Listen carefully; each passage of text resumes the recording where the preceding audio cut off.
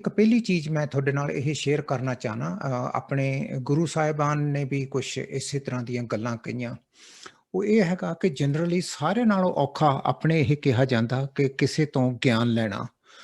ਇਹ ਮੰਨਣਾ ਕਿ ਮੈਨੂੰ ਪੂਰੀ ਨੌਲੇਜ ਨਹੀਂ ਗੀ ਤੇ ਮੈਂ ਉਹਦੇ ਬਾਰੇ ਸਿੱਖਣਾ, ਇਹ ਆਪਣੀ ਕਮਿਊਨਿਟੀ ਦੇ ਵਿੱਚ ਹਜੇ ਇੰਨਾ ਡੀਪਲੀ ਘਰ ਨਹੀਂ ਕੀਤਾ ਵੀ ਅਸੀਂ ਸਿੱਖ ਲਈਏ।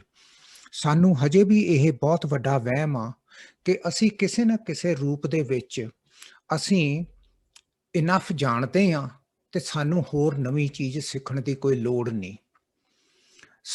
ਅਸੀਂ ਉਦੋਂ ਹੀ ਮਿਹਨਤ ਕਰਦੇ ਹਾਂ ਜਦੋਂ ਸਾਡੇ ਘਰ ਕੋਈ ਪ੍ਰੋਬਲਮ ਆ ਜਾਂਦੀ ਆ, ਉਸ ਤੋਂ ਪਹਿਲਾਂ ਅਸੀਂ ਕੋਈ ਸਿੱਖਣ ਦੀ ਕੋਸ਼ਿਸ਼ ਨਹੀਂ ਕਰਦੇ।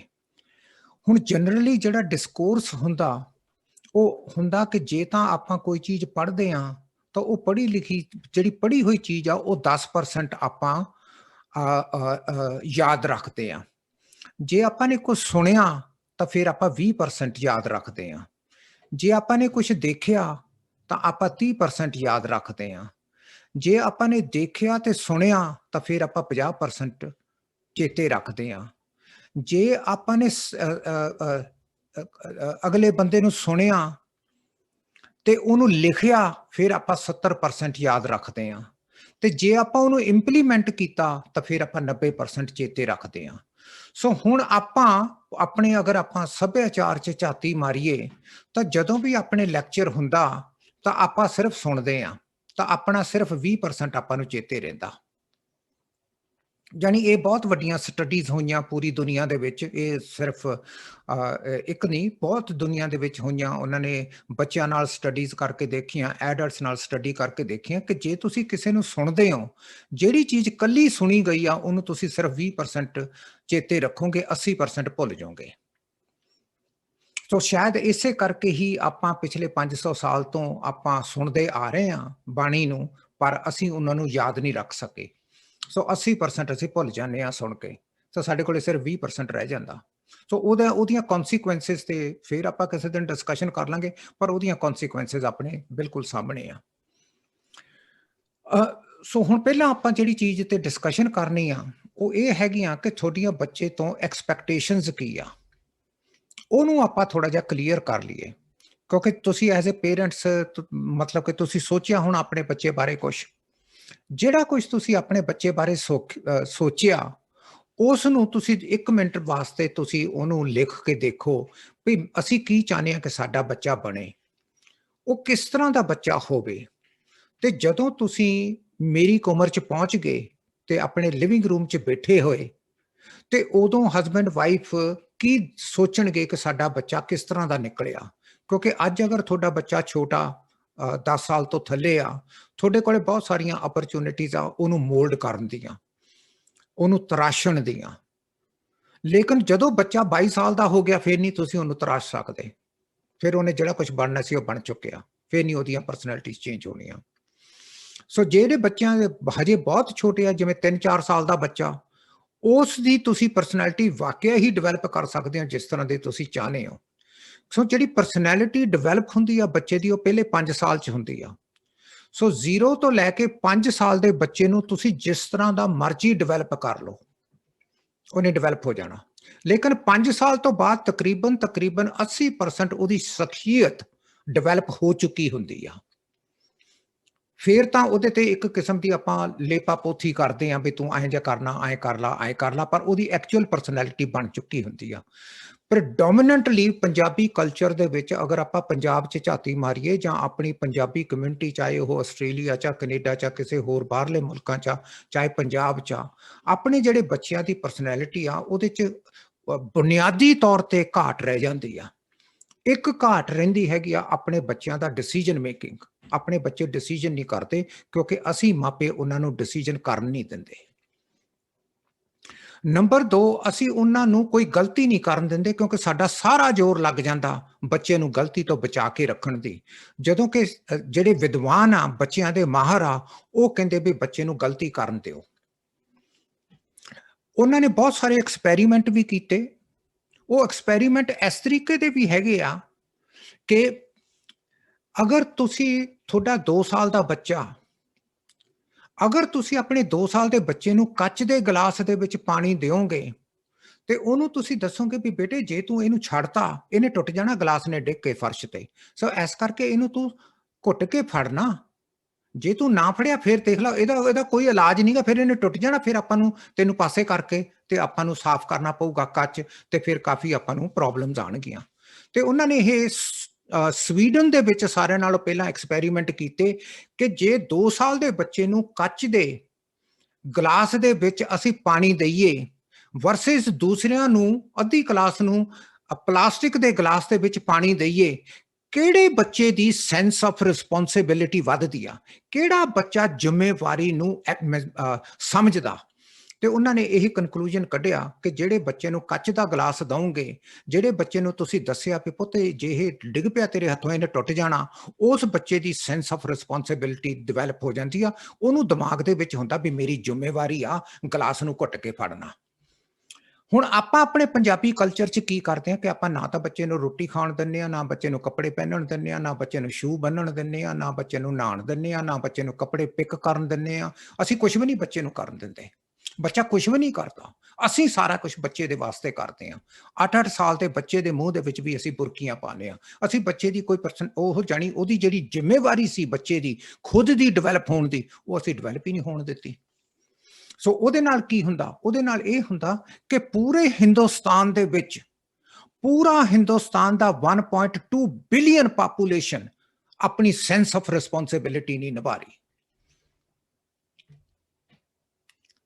ਮਤਲਬ ਕਿ ਮੈਨੂੰ ਮੌਕਾ ਮਿਲਿਆ ਪਟਿਆਲੇ ਯੂਨੀਵਰਸਿਟੀ ਦੇ ਵਿੱਚ ਬੋਲਣ ਦਾ, ਤੇ ਅਸੀਂ ਮਤਲਬ ਕਿ ਜਦੋਂ ਬੋਲ ਕੇ ਉੱਥੇ ਲੰਚ ਬ੍ਰੇਕ ਹੋ ਗਈ, ਲੰਚ ਬ੍ਰੇਕ 'ਚ ਬਾਹਰ ਚਲੇ ਗਏ, ਤੇ ਉੱਥੇ ਸਾਰੇ ਜਿਹੜੇ ਵਿਦਿਆਰਥੀ ਸੀਗੇ, ਕੋਈ 300-400 ਵਿਦਿਆਰਥੀ ਸੀਗਾ, ਤੇ ਉਹ ਸਾਰਿਆਂ ਨੂੰ ਅਸੀਂ ਰੋਟੀ ਦੇਣੀ ਸੀਗੀ ਕਿਉਂਕਿ ਉਹਨਾਂ ਨੇ ਸਾਡੇ ਨਾਲ ਪੂਰਾ ਦਿਨ ਬਿਤਾਉਣਾ ਸੀ, ਤੇ ਅਸੀਂ ਉਹਨਾਂ ਦੀ ਪਰਸਨੈਲਿਟੀ ਨੂੰ ਡਿਵੈਲਪ ਕਰਨਾ ਸੀ, ਉਹਨਾਂ ਦੀ ਸਰਟਨ ਕੋਰ ਕੰਪੋਨੈਂਟਸ।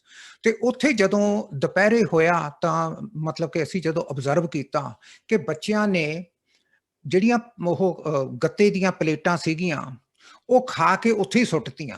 ਹਾਲਾਂਕਿ ਨਾਲ ਅਸੀਂ ਇੱਕ ਰਾਤ ਪਹਿਲਾਂ ਡਰਮ ਲਾਏ ਹੋਏ ਸੀਗੇ ਕਿ ਇਹਦੇ ਵਿੱਚ ਪਾਣਾ ਤੇ ਇਹ ਫਿਰ ਖਾਲੀ ਕਰਨੇ ਸੌਖੇ ਹੋ ਜਾਣਗੇ। ਉਹਨਾਂ ਨੇ ਡਰਮ 'ਚ ਨਹੀਂ ਪਾਇਆ, ਉਹਨਾਂ ਨੇ ਕੋਲ ਸੁੱਟਤੀ। ਸੋ ਜਦੋਂ ਅਸੀਂ ਉਹਨਾਂ ਨੂੰ ਕੁਝ ਨਹੀਂ ਕਿਹਾ, ਤੇ ਮੈਂ ਬਾਹਰੋਂ ਗਿਆ ਹੋਇਆ ਸੀਗਾ, ਮੇਰੇ ਨਾਲ ਸਾਡੀ ਟੀਮ 2-4 ਬੰਦਿਆਂ ਦੀ ਹੋਰ ਬਾਹਰੋਂ ਗਈ ਹੋਈ ਸੀ।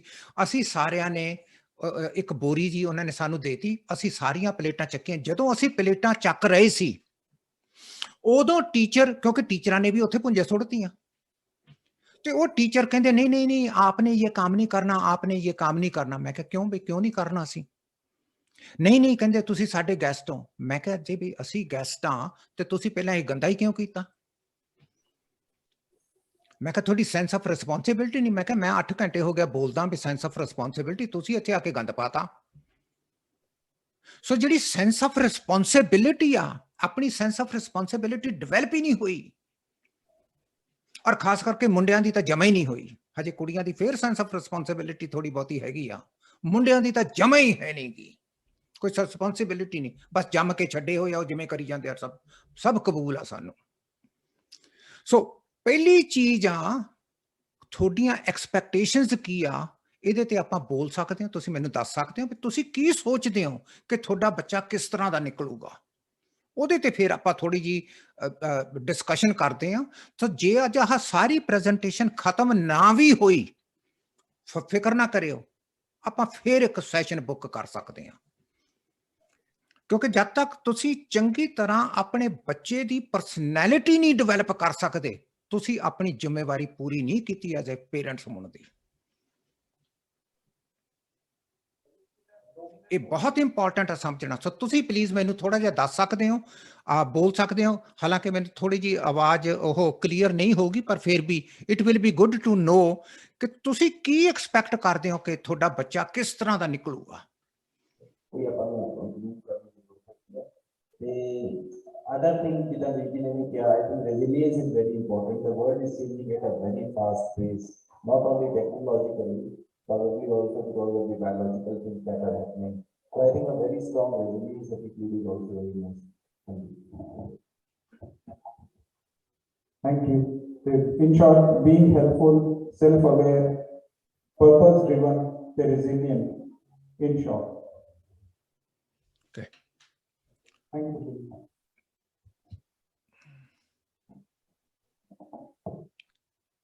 ਸੋ ਜਿਹੜੇ ਵੀ ਤੁਸੀਂ ਇਹ ਚੀਜ਼ਾਂ ਕੀਤੀਆਂ ਉਹ ਕਿਸੇ ਨਾ ਕਿਸੇ ਰੂਪ ਦੇ ਵਿੱਚ ਕਿਤੇ ਨਾ ਕਿਤੇ ਇੱਥੇ ਫਿੱਟ ਹੋ ਜਾਂਦੀਆਂ।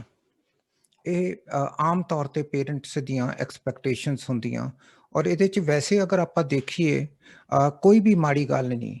ਹਰ ਇੱਕ ਮਾਪਾ ਚਾਹੁੰਦਾ ਕਿ ਸਾਡਾ ਬੱਚਾ ਐਕੈਡੈਮਿਕ 'ਚ ਵਧੀਆ ਹੋਵੇ, ਪੜ੍ਹਨ 'ਚ ਵਧੀਆ ਹੋਵੇ ਤੇ ਸਾਡਾ ਬੱਚਾ ਇੱਕ ਕਿਸਮ ਦਾ ਜਦ ਤੱਕ ਉਹ ਆਪਣੇ ਪੈਰਾਂ ਤੇ ਨਹੀਂ ਖੜਾ ਹੁੰਦਾ, ਸਾਡੇ ਤੇ ਡਿਪੈਂਡੈਂਟ ਹੋਵੇ। ਇਹ ਨਾ ਹੋਵੇ ਕਿ ਉਹ ਬਾਹਰਲੀ ਸੰਗਤ ਦੇ ਉੱਤੇ ਜਾ ਕੇ ਡਿਪੈਂਡੈਂਟ ਬਣ ਜੇ ਤੇ ਜਿਹੜੀ ਉਹਦੀ ਬਾਹਰਲੀ ਸੰਗਤ ਆ ਤੇ ਜੇ ਉਹ ਮਾੜੀ ਨਿਕਲ ਗਈ ਤਾਂ ਫਿਰ ਆਪਣਾ ਬੱਚਾ ਵੀ ਮਾੜਾ ਹੀ ਹੋ ਜਾਊਗਾ। ਸੋ ਇਸ ਕਰਕੇ ਉਹ ਚਾਹੁੰਦੇ ਆ ਕਿ ਜਦ ਤੱਕ ਉਹ ਆਪਣੇ ਪੈਰਾਂ ਤੇ ਨਾ ਖੜਾ ਹੋਵੇ, ਸਾਡੇ ਤੇ ਡਿਪੈਂਡੈਂਟ ਰਵੇ। ਤੀਜਾ ਪੁਆਇੰਟ ਹੈਗਾ ਕਿ ਮਾਪੇ ਚਾਹੁੰਦੇ ਆ ਕਿ ਸਾਡਾ ਬੱਚਾ ਸਾਨੂੰ ਸੁਣੇ। ਚੌਥਾ ਪੁਆਇੰਟ ਹੈਗਾ ਕਿ ਸਾਡਾ ਬੱਚਾ ਰਿਸਪੈਕਟਫੁਲ ਹੋਵੇ ਤੇ ਕਹਿਣਾ ਮੰਨੇ। ਪੰਜਵਾਂ ਹੈਗਾ ਕਿ ਸਾਡੇ ਬੱਚੇ ਨੂੰ ਚੰਗੀਆਂ ਮੈਨਰਸ ਹੋਣ, ਸ਼ਿਸ਼ਟਾਚਾਰ ਉਹਨੂੰ ਆਉਂਦਾ ਹੋਵੇ ਤੇ ਉਹ ਜੇ ਕੋਈ ਘਰ ਆਇਆ ਉਹਨੂੰ ਸਤਿ ਸ੍ਰੀ ਅਕਾਲ ਜਾਂ ਫਤਿਹ ਬੁਲਾ ਕੇ ਉਹਨੂੰ ਕਵੇ ਅੰਕਲ ਜੀ, ਆਂਟੀ ਜੀ ਜਾਂ ਪਲੀਜ਼ ਆ ਕੇ ਬੈਠੋ। ਉਹਨੂੰ ਇਹੋ ਜਿਹੀਆਂ ਚੀਜ਼ਾਂ ਆਉਂਦੀਆਂ ਹੋਣ। ਛੇਵਾਂ ਪੁਆਇੰਟ ਹੈਗਾ ਕਿ ਉਹ ਗੱਲਬਾਤ ਕਰਨੀ ਜਾਣਦਾ ਹੋਵੇ, ਉਹਦੇ ਕੋਲੇ ਸਕਿੱਲਸ ਹੋਣ ਕਿ ਉਹ ਗੱਲਬਾਤ ਕਰ ਸਕੇ। ਸੱਤਵਾਂ ਹੈਗਾ ਕਿ ਉਹ ਹਾਰਡ ਵਰਕ ਹੋਵੇ ਤੇ ਉਹ ਜ਼ਿੰਦਗੀ ਦੇ ਵਿੱਚ ਕੁਝ ਬਣ ਕੇ ਦਿਖਾਵੇ। ਅੱਠਵਾਂ ਪੁਆਇੰਟ ਹੈਗਾ ਕਿ ਉਹ ਇੰਨਾ ਕੁ ਕਮਾ ਲਵੇ ਕਿ ਉਹ ਚੰਗੀ ਤਰ੍ਹਾਂ ਆਪਣੀ ਜ਼ਿੰਦਗੀ ਬਸਰ ਕਰ ਲਵੇ। ਨੌਵਾਂ ਪੁਆਇੰਟ ਹੈਗਾ ਕਿ ਉਹ ਵਿਆਹ ਕਰਾ ਕੇ ਆਪਣਾ ਪਰਿਵਾਰ ਵਸਾ ਲਵੇ ਤੇ 10ਵਾਂ ਹੈਗਾ ਕਿ ਉਹ ਆਪਣਾ ਧਰਮ ਤੇ ਆਪਣੇ ਸੱਭਿਆਚਾਰ ਦੀ ਨੂੰ ਬਰਕਰਾਰ ਰੱਖ ਲਵੇ। ਸੋ ਇਹ ਤਕਰੀਬਨ 10 ਪੁਆਇੰਟ ਆਮ ਤੌਰ ਤੇ ਇਹਨਾਂ ਦੇ ਇਰਦ ਗਿਰਦ ਮਾਪਿਆਂ ਦੀਆਂ ਐਕਸਪੈਕਟੇਸ਼ਨਸ ਹੁੰਦੀਆਂ। ਹੁਣ ਆ ਤਾਂ ਆਪਣੀਆਂ ਐਕਸਪੈਕਟੇਸ਼ਨਸ ਆ, ਕੁਝ ਤੁਸੀਂ ਵੀ ਆਪਣੀਆਂ ਐਕਸਪੈਕਟੇਸ਼ਨਸ ਰੱਖੀਆਂ। Decision making, rational thinking, maintaining culture, self confidence ਹੋਣਾ ਚਾਹੀਦਾ, ਪਰਪਸ ਹੋਣਾ ਚਾਹੀਦਾ, ਬੈਲੈਂਸ ਹੋਣਾ ਚਾਹੀਦਾ, ਸਕਸੈਸ ਐਂਡ ਫੇਲੀਅਰ 'ਚ ਹੋਰ ਬਹੁਤ ਸਾਰੀਆਂ ਤੁਸੀਂ ਚੀਜ਼ਾਂ ਦੱਸੀਆਂ। ਹੁਣ ਆਪਾਂ ਇਹਨਾਂ ਨੂੰ ਦੇਖੀਏ ਕਿ ਆ ਜਿਹੜੀਆਂ ਤੁਹਾਡੀਆਂ ਐਕਸਪੈਕਟੇਸ਼ਨਸ ਆ, ਕੀ ਉਹ ਬੱਚਿਆਂ ਦੀਆਂ ਐਕਸਪੈਕਟੇਸ਼ਨਸ ਦੇ ਨਾਲ ਮਿਲਦੀਆਂ? ਬੱਚੇ ਕੀ ਸੋਚਦੇ ਆ, ਟੀਨੇਜਰ ਕੀ ਸੋਚਦੇ ਆ ਤੁਹਾਡੇ, ਜਾਂ ਤੁਸੀਂ ਜੋ ਕੁਝ ਅਨੁਭਵ ਕਰ ਰਹੇ ਹੋ ਬੱਚਿਆਂ ਦੇ ਵਿੱਚ, ਜਿਸ ਤਰੀਕੇ ਦੇ ਬੱਚੇ ਬਿਹੇਵ ਕਰਦੇ ਆ, ਉਹ ਕਿਸ ਤਰ੍ਹਾਂ ਕਰਦੇ ਆ? ਉਹ ਤੁਸੀਂ ਥੋੜਾ ਜਿਹਾ ਮੈਨੂੰ 2 ਮਿੰਟ ਲਾ ਕੇ ਤੁਸੀਂ ਕੀ ਆਬਜ਼ਰਵ ਕੀਤਾ ਆਸਟ੍ਰੇਲੀਆ 'ਚ ਜਿਹੜੇ ਟੀਨੇਜ ਬੱਚੇ ਆ, ਉਹ ਕਿਸ ਤਰ੍ਹਾਂ ਦਾ ਬਿਹੇਵ ਕਰਦੇ ਆ ਆਪਣੀ ਕਮਿਊਨਿਟੀ ਦੇ? ਉਹ ਅਗਰ ਤੁਸੀਂ 2 ਮਿੰਟ ਲਾ ਕੇ ਤੇ ਤੁਸੀਂ ਦੇਖੋ, ਮਾੜਾ ਜਿਹਾ ਮੇਰੇ ਨਾਲ ਸ਼ੇਅਰ ਕਰ ਲਓ, ਫਿਰ ਮੈਨੂੰ ਆਈਡੀਆ ਹੋ ਜਾਊਗਾ ਬਈ ਆਪਣੇ ਆਸਟ੍ਰੇਲੀਆ ਦੇ ਵਿੱਚ ਕਿਹੜੀਆਂ-ਕਿਹੜੀਆਂ ਮੁਸ਼ਕਲਾਂ ਉੱਭਰ ਕੇ ਸਾਹਮਣੇ ਆ ਰਹੀਆਂ ਨੌਜਵਾਨ ਬੱਚਿਆਂ ਦੇ ਵਿੱਚ। ਸੋ ਕਈ ਬੱਚੇ ਤਾਂ ਹਜੇ ਛੋਟੇ ਆ, ਉਹ ਤਾਂ ਜਦੋਂ ਵੱਡੇ ਹੋਣਗੇ ਉਦੋਂ ਪਤਾ ਲੱਗੂਗਾ ਆਪਾਂ ਨੂੰ ਵੀ ਆਪਣੀ ਪਰਵਰਿਸ਼ ਸਹੀ ਹੋਈ ਆ ਕਿ ਨਹੀਂ। ਪਰ ਜਿਹੜੇ ਟੀਨੇਜਰ ਬੱਚਿਆਂ ਨੂੰ ਤੁਸੀਂ ਦੇਖਦੇ ਹੋ ਔਰ ਜਿਸ ਤਰੀਕੇ ਨਾਲ ਵਿਚਰਦੇ ਆ ਉਹ, ਔਰ ਜਿਸ ਤਰੀਕੇ ਨਾਲ ਮਾਪਿਆਂ ਨੇ ਗੱਲਾਂ ਵਗੈਰਾ ਕੀਤੀਆਂ, ਉਹਦੇ ਤੋਂ ਤੁਹਾਨੂੰ ਕੀ ਲੱਗਦਾ ਵੀ ਕਿਸ ਤਰ੍ਹਾਂ ਦੇ ਵੀ ਠੀਕ ਆ, ਜਾਂ ਤੁਹਾਨੂੰ ਲੱਗਦਾ ਵੀ ਕੁਛ ਚੀਜ਼ਾਂ ਦੀ ਘਾਟ ਰਹਿ ਗਈ? ਤੇ ਉਹ ਮੈਨੂੰ ਥੋੜਾ ਜਿਹਾ ਸਾਂਝਾ ਕਰ ਲਓ ਤੇ ਫਿਰ, ਕਿਉਂਕਿ ਮੇਰਾ ਤਾਂ ਜ਼ਿਆਦਾ ਤਜਰਬਾ ਇੱਥੋਂ ਦਾ ਤੇ ਇੱਥੇ ਤਾਂ ਫਿਰ ਮਤਲਬ ਕਿ ਬਹੁਤ ਡਿਫਰੈਂਟ ਮਾਹੌਲ ਆ ਤੇ ਮੈਂ ਉਹਦੇ ਬੇਸ ਤੇ ਨਹੀਂ ਕੁਝ ਕਰਨਾ ਚਾਹੁੰਦਾ। ਸੋ ਪਲੀਜ਼ ਤੁਸੀਂ ਦੱਸੋ। Before you. ਠੀਕ ਹੈ।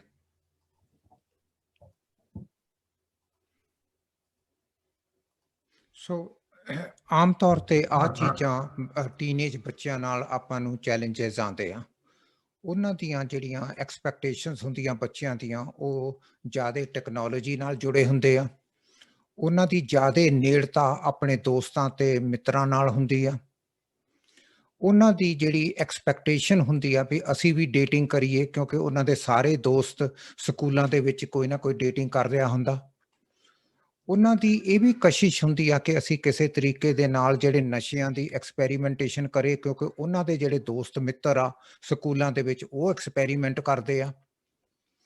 ਫਿਰ ਉਹ ਆਪਣਾ ਅਲਟਰਨੇਟਿਵ ਕਰੀਅਰ ਦੇਖਦੇ ਆ ਵੀ ਅਸੀਂ ਕਿਉਂ ਨਹੀਂ ਮਿਊਜ਼ਿਕ 'ਚ ਜਾ ਸਕਦੇ, ਅਸੀਂ ਕਿਉਂ ਨਹੀਂ ਸਪੋਰਟਸ ਦੇ ਵਿੱਚ ਜਾ ਸਕਦੇ, ਅਸੀਂ ਕਿਉਂ ਨਹੀਂ ਨਾਨ ਟ੍ਰੈਡੀਸ਼ਨਲ ਚੀਜ਼ਾਂ ਦੇਖ ਸਕਦੇ।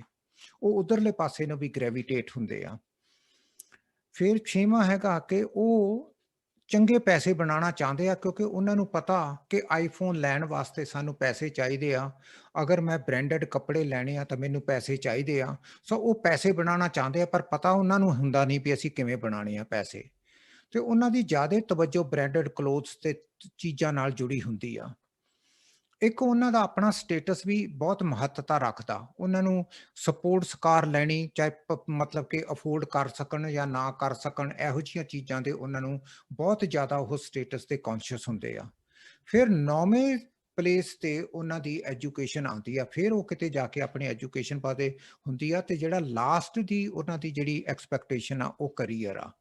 ਸੋ ਜੇ ਆਪਾਂ ਇਹਨਾਂ ਦੋਨੋਂ ਚੀਜ਼ਾਂ ਨੂੰ ਸਾਹਮਣੇ ਰੱਖੀਏ ਕਿ ਪੇਰੈਂਟਸ ਕੀ ਚਾਹੁੰਦੇ ਆ ਤੇ ਬੱਚੇ ਕੀ ਚਾਹੁੰਦੇ ਆ, ਟੀਨੇਜਰਸ ਕੀ ਚਾਹੁੰਦੇ ਆ, ਤਾਂ ਆਪਾਂ ਦੇਖ ਸਕਦੇ ਹਾਂ ਕਿ ਪੇਰੈਂਟਸ ਚਾਹੁੰਦੇ ਆ ਵੀ ਉਹ ਚੰਗਾ ਪੜ੍ਹਾਈ ਲਿਖਾਈ ਕਰ ਲੈਣ, ਹੁਣ ਉਹਨਾਂ ਕੋਲੇ ਮੌਕਾ ਤੇ ਉਹ ਪੜ੍ਹ ਲੈਣ, ਤੇ ਬੱਚਿਆਂ ਦੀ ਐਜੂਕੇਸ਼ਨ ਹੈਗੀ ਆ 9ਵੇਂ ਨੰਬਰ ਤੇ, ਪੇਰੈਂਟਸ ਦੀ ਹੈਗੀ ਆ ਨੰਬਰ 1 ਤੇ। ਹੁਣ ਕਿਉਂਕਿ ਪੇਰੈਂਟਸ ਚਾਹੁੰਦੇ ਆ ਵੀ ਬੱਚੇ ਪੜ੍ਹਨ, ਹੁਣ ਉਹਨਾਂ ਕੋਲੇ ਮੌਕਾ, ਅਸੀਂ ਉਹਨਾਂ ਨੂੰ ਟਾਈਮ ਦਿੰਨੇ ਆ, ਤੇ ਹੁਣ ਜਿਹੜਾ ਕੁਝ ਉਹ ਪੜ੍ਹ ਲੈਣਗੇ ਉਹਨਾਂ ਵਾਸਤੇ ਫਾਇਦੇਮੰਦ ਹੋਊਗਾ। ਤੇ ਬੱਚੇ ਕਹਿੰਦੇ ਆ ਵੀ ਨਾ, ਅਸੀਂ ਮਤਲਬ ਕਿ ਪੜ੍ਹਾਈ ਸਾਡੀ ਇੰਨੀ ਇੰਪੋਰਟੈਂਟ ਨਹੀਂ ਜਿੰਨੀ ਇੰਪੋਰਟੈਂਟ ਪੇਰੈਂਟਸ ਦਿੰਦੇ ਆ। ਸੈਕੰਡ ਚੀਜ਼ ਉਹ ਕਹਿੰਦੇ ਆ ਬਈ ਪੇਰੈਂਟਸ ਕਹਿੰਦੇ ਆ ਵੀ ਇਹ ਕਿਤੇ ਬਾਹਰਲੇ ਪਾਸੇ ਕਿਤੇ ਲੋਕਾਂ ਦੇ ਮਗਰ ਜਾਂ ਮਾੜੀ ਸੰਗਤ 'ਚ ਨਾ ਪੈ ਜਾਣ ਤੇ ਸਾਡੇ ਤੇ ਨਿਰਭਰ ਰਹਿਣ, ਤੇ ਉਹ ਕਹਿੰਦੇ ਆ ਵੀ ਅਸੀਂ ਤਾਂ ਗੱਲ ਹੀ ਦੋਸਤਾਂ ਮਿੱਤਰਾਂ ਨਾਲ ਕਰਨੀ ਆ। ਉਧਰੋਂ ਪੇਰੈਂਟਸ ਕਹਿੰਦੇ ਆ ਵੀ ਤੁਸੀਂ ਦੋਸਤਾਂ ਮਿੱਤਰਾਂ ਨਾਲ ਨਾ ਬਾਹਰ ਜਾਇਆ ਕਰੋ, ਇੰਨਾ ਨਾ ਖੇਲਿਆ ਕਰੋ, ਤੁਸੀਂ ਆਪਣੇ ਡਰਾਈਵ ਵਿੱਚ ਖੇਲ ਲਓ। ਤੇ ਉਧਰੋਂ ਉਹ ਕਹਿੰਦੇ ਆ ਵੀ ਅਸੀਂ ਤਾਂ ਮਿਲਣਾ ਹੀ ਆਪਣੇ ਦੋਸਤਾਂ ਮਿੱਤਰਾਂ ਨੂੰ ਆ। ਤੀਜੀ ਚੀਜ਼ ਹੈਗੀ ਆ ਕਿ ਮਾਪੇ ਚਾਹੁੰਦੇ ਆ ਕਿ ਬੱਚੇ ਸਾਨੂੰ ਲਿਸਨ ਕਰਨ, ਕਿਉਂਕਿ ਅਸੀਂ ਉਹਨਾਂ ਨੂੰ ਚੰਗੀ ਰਾਏ ਦੇਵਾਂਗੇ, ਚੰਗੀਆਂ ਗੱਲਾਂ ਬਾਤਾਂ, ਅਸੀਂ ਉਹਨਾਂ ਨੂੰ ਚੰਗਾ ਇਨਸਾਨ ਬਣਨ ਦੇ ਵਿੱਚ ਅਸੀਂ ਸਹਾਇਤਾ ਕਰਾਂਗੇ। ਬੱਚੇ ਕਹਿੰਦੇ ਅਸੀਂ ਐਡੀਟਿੰਗ ਕਰਨੀ ਆ। ਚੌਥੀ ਚੀਜ਼ ਹੈਗੀ ਆ ਕਿ ਬੱਚੇ ਪੇਰੈਂਟਸ ਚਾਹੁੰਦੇ ਆ ਕਿ ਉਹ ਰਿਸਪੈਕਟਫੁਲ ਤੇ ਆਗਿਆਕਾਰੀ ਹੋਣ, ਲਿਸਨ ਕਰਨ, ਇੱਜ਼ਤ ਮਾਨ ਕਰਨ ਬੱਚੇ। ਉਹ ਉਹਨਾਂ ਦੀ ਚੌਥੀ ਪੁਆਇੰਟ ਹੈਗਾ ਕਿ ਉਹ ਚਾਹੁੰਦੇ ਆ ਵੀ ਅਸੀਂ ਜਿਹੜਾ ਕੋਈ ਸਾਨੂੰ ਐਕਸਪੈਰੀਮੈਂਟ ਕਰਨਾ, ਅਸੀਂ ਉਹ ਐਕਸਪੈਰੀਮੈਂਟ ਹੁਣ ਕਰ ਲਈਏ ਸਕੂਲ ਈਅਰ 'ਚ। ਪੰਜਵਾਂ ਹੈਗਾ ਤਾਂ child should have good manners, ਮਾਪੇ ਚਾਹੁੰਦੇ ਆ, ਉਹ ਕਹਿੰਦੇ ਆ ਵੀ ਅਸੀਂ ਅਲਟਰਨੇਟਿਵ ਕਰੀਅਰ। ਤੇ ਤੁਸੀਂ ਦੇਖੋਗੇ ਕਿ ਬੱਚੇ ਕਈ ਵਾਰੀ ਫੈਸ਼ਨ ਵੀ ਅਲੱਗ ਜਿਹਾ ਕਰਨਗੇ, ਜਾਣੀ ਡਿਫਰੈਂਟ ਕਿਸਮ ਦੀਆਂ ਉਹ ਚੀਜ਼ਾਂ ਐਕਸਪਲੋਰ ਕਰਦੇ ਆ, ਕਾਰਾਂ ਨੂੰ, ਕਾਰ ਦੀ ਜਾਣੀ ਡਿਫਰੈਂਟ ਕਿਸਮ ਦਾ ਉਹਨੂੰ ਪਾਵਰਫੁਲ ਬਣਾਉਣਾ, ਉਹੋ ਜਿਹੀਆਂ ਚੀਜ਼ਾਂ, ਰੋਬੋਟਸ ਦੀਆਂ ਕੁਛ ਨਾ ਕੁਛ ਕਰਨਾ, ਡਿਫਰੈਂਟ ਕਿਸਮ ਦੇ ਕਰੀਅਰ ਜਿਹੜੇ ਆਪਾਂ ਨੇ ਸੁਣੇ ਨਹੀਂ ਹੁੰਦੇ, ਉਹੋ ਜਿਹੇ ਕਰੀਅਰਸ ਦੀ ਉਹ ਖੋਜ ਕਰਨਾ ਸ਼ੁਰੂ ਕਰਦੇ ਆ, ਕਿਉਂਕਿ ਉਹ ਸਮਥਿੰਗ ਡਿਫਰੈਂਟ ਸਟੈਂਡ ਆਊਟ ਹੋਣਾ ਚਾਹੁੰਦੇ ਆ। ਪੇਰੈਂਟਸ ਚਾਹੁੰਦੇ ਆ ਵੀ ਉਹ ਚੰਗੀਆਂ ਕਮਿਊਨੀਕੇਸ਼ਨ ਕਰਨ ਦੀਆਂ ਉਹਨਾਂ ਕੋਲੇ ਸਕਿੱਲਸ ਹੋਣ, ਤੇ ਬੱਚੇ ਕਹਿੰਦੇ ਆ ਕਿ ਸਾਨੂੰ ਪੈਸੇ ਬਣਾਉਣ ਦਾ ਪਤਾ ਹੋਣਾ ਚਾਹੀਦਾ, ਅਸੀਂ ਚੰਗੀ ਮਨੀ ਬਣਾਵਾਂਗੇ, ਮਾੜੀ ਮੋਟੀ ਅਸੀਂ ਮਨੀ ਨਹੀਂ ਬਣਾਉਣੀ। ਸੱਤਵੀਂ, ਉਹ ਪੇਰੈਂਟਸ ਚਾਹੁੰਦੇ ਆ ਵੀ ਉਹ ਹਾਰਡ ਵਰਕ ਕਰਨ ਤੇ ਕੁਝ ਜ਼ਿੰਦਗੀ 'ਚ ਬਣ ਜਾਣ, ਉਹ ਕਹਿੰਦੇ ਆ ਸਾਨੂੰ ਬ੍ਰਾਂਡਡ ਕੱਪੜੇ ਚਾਹੀਦੇ ਆ।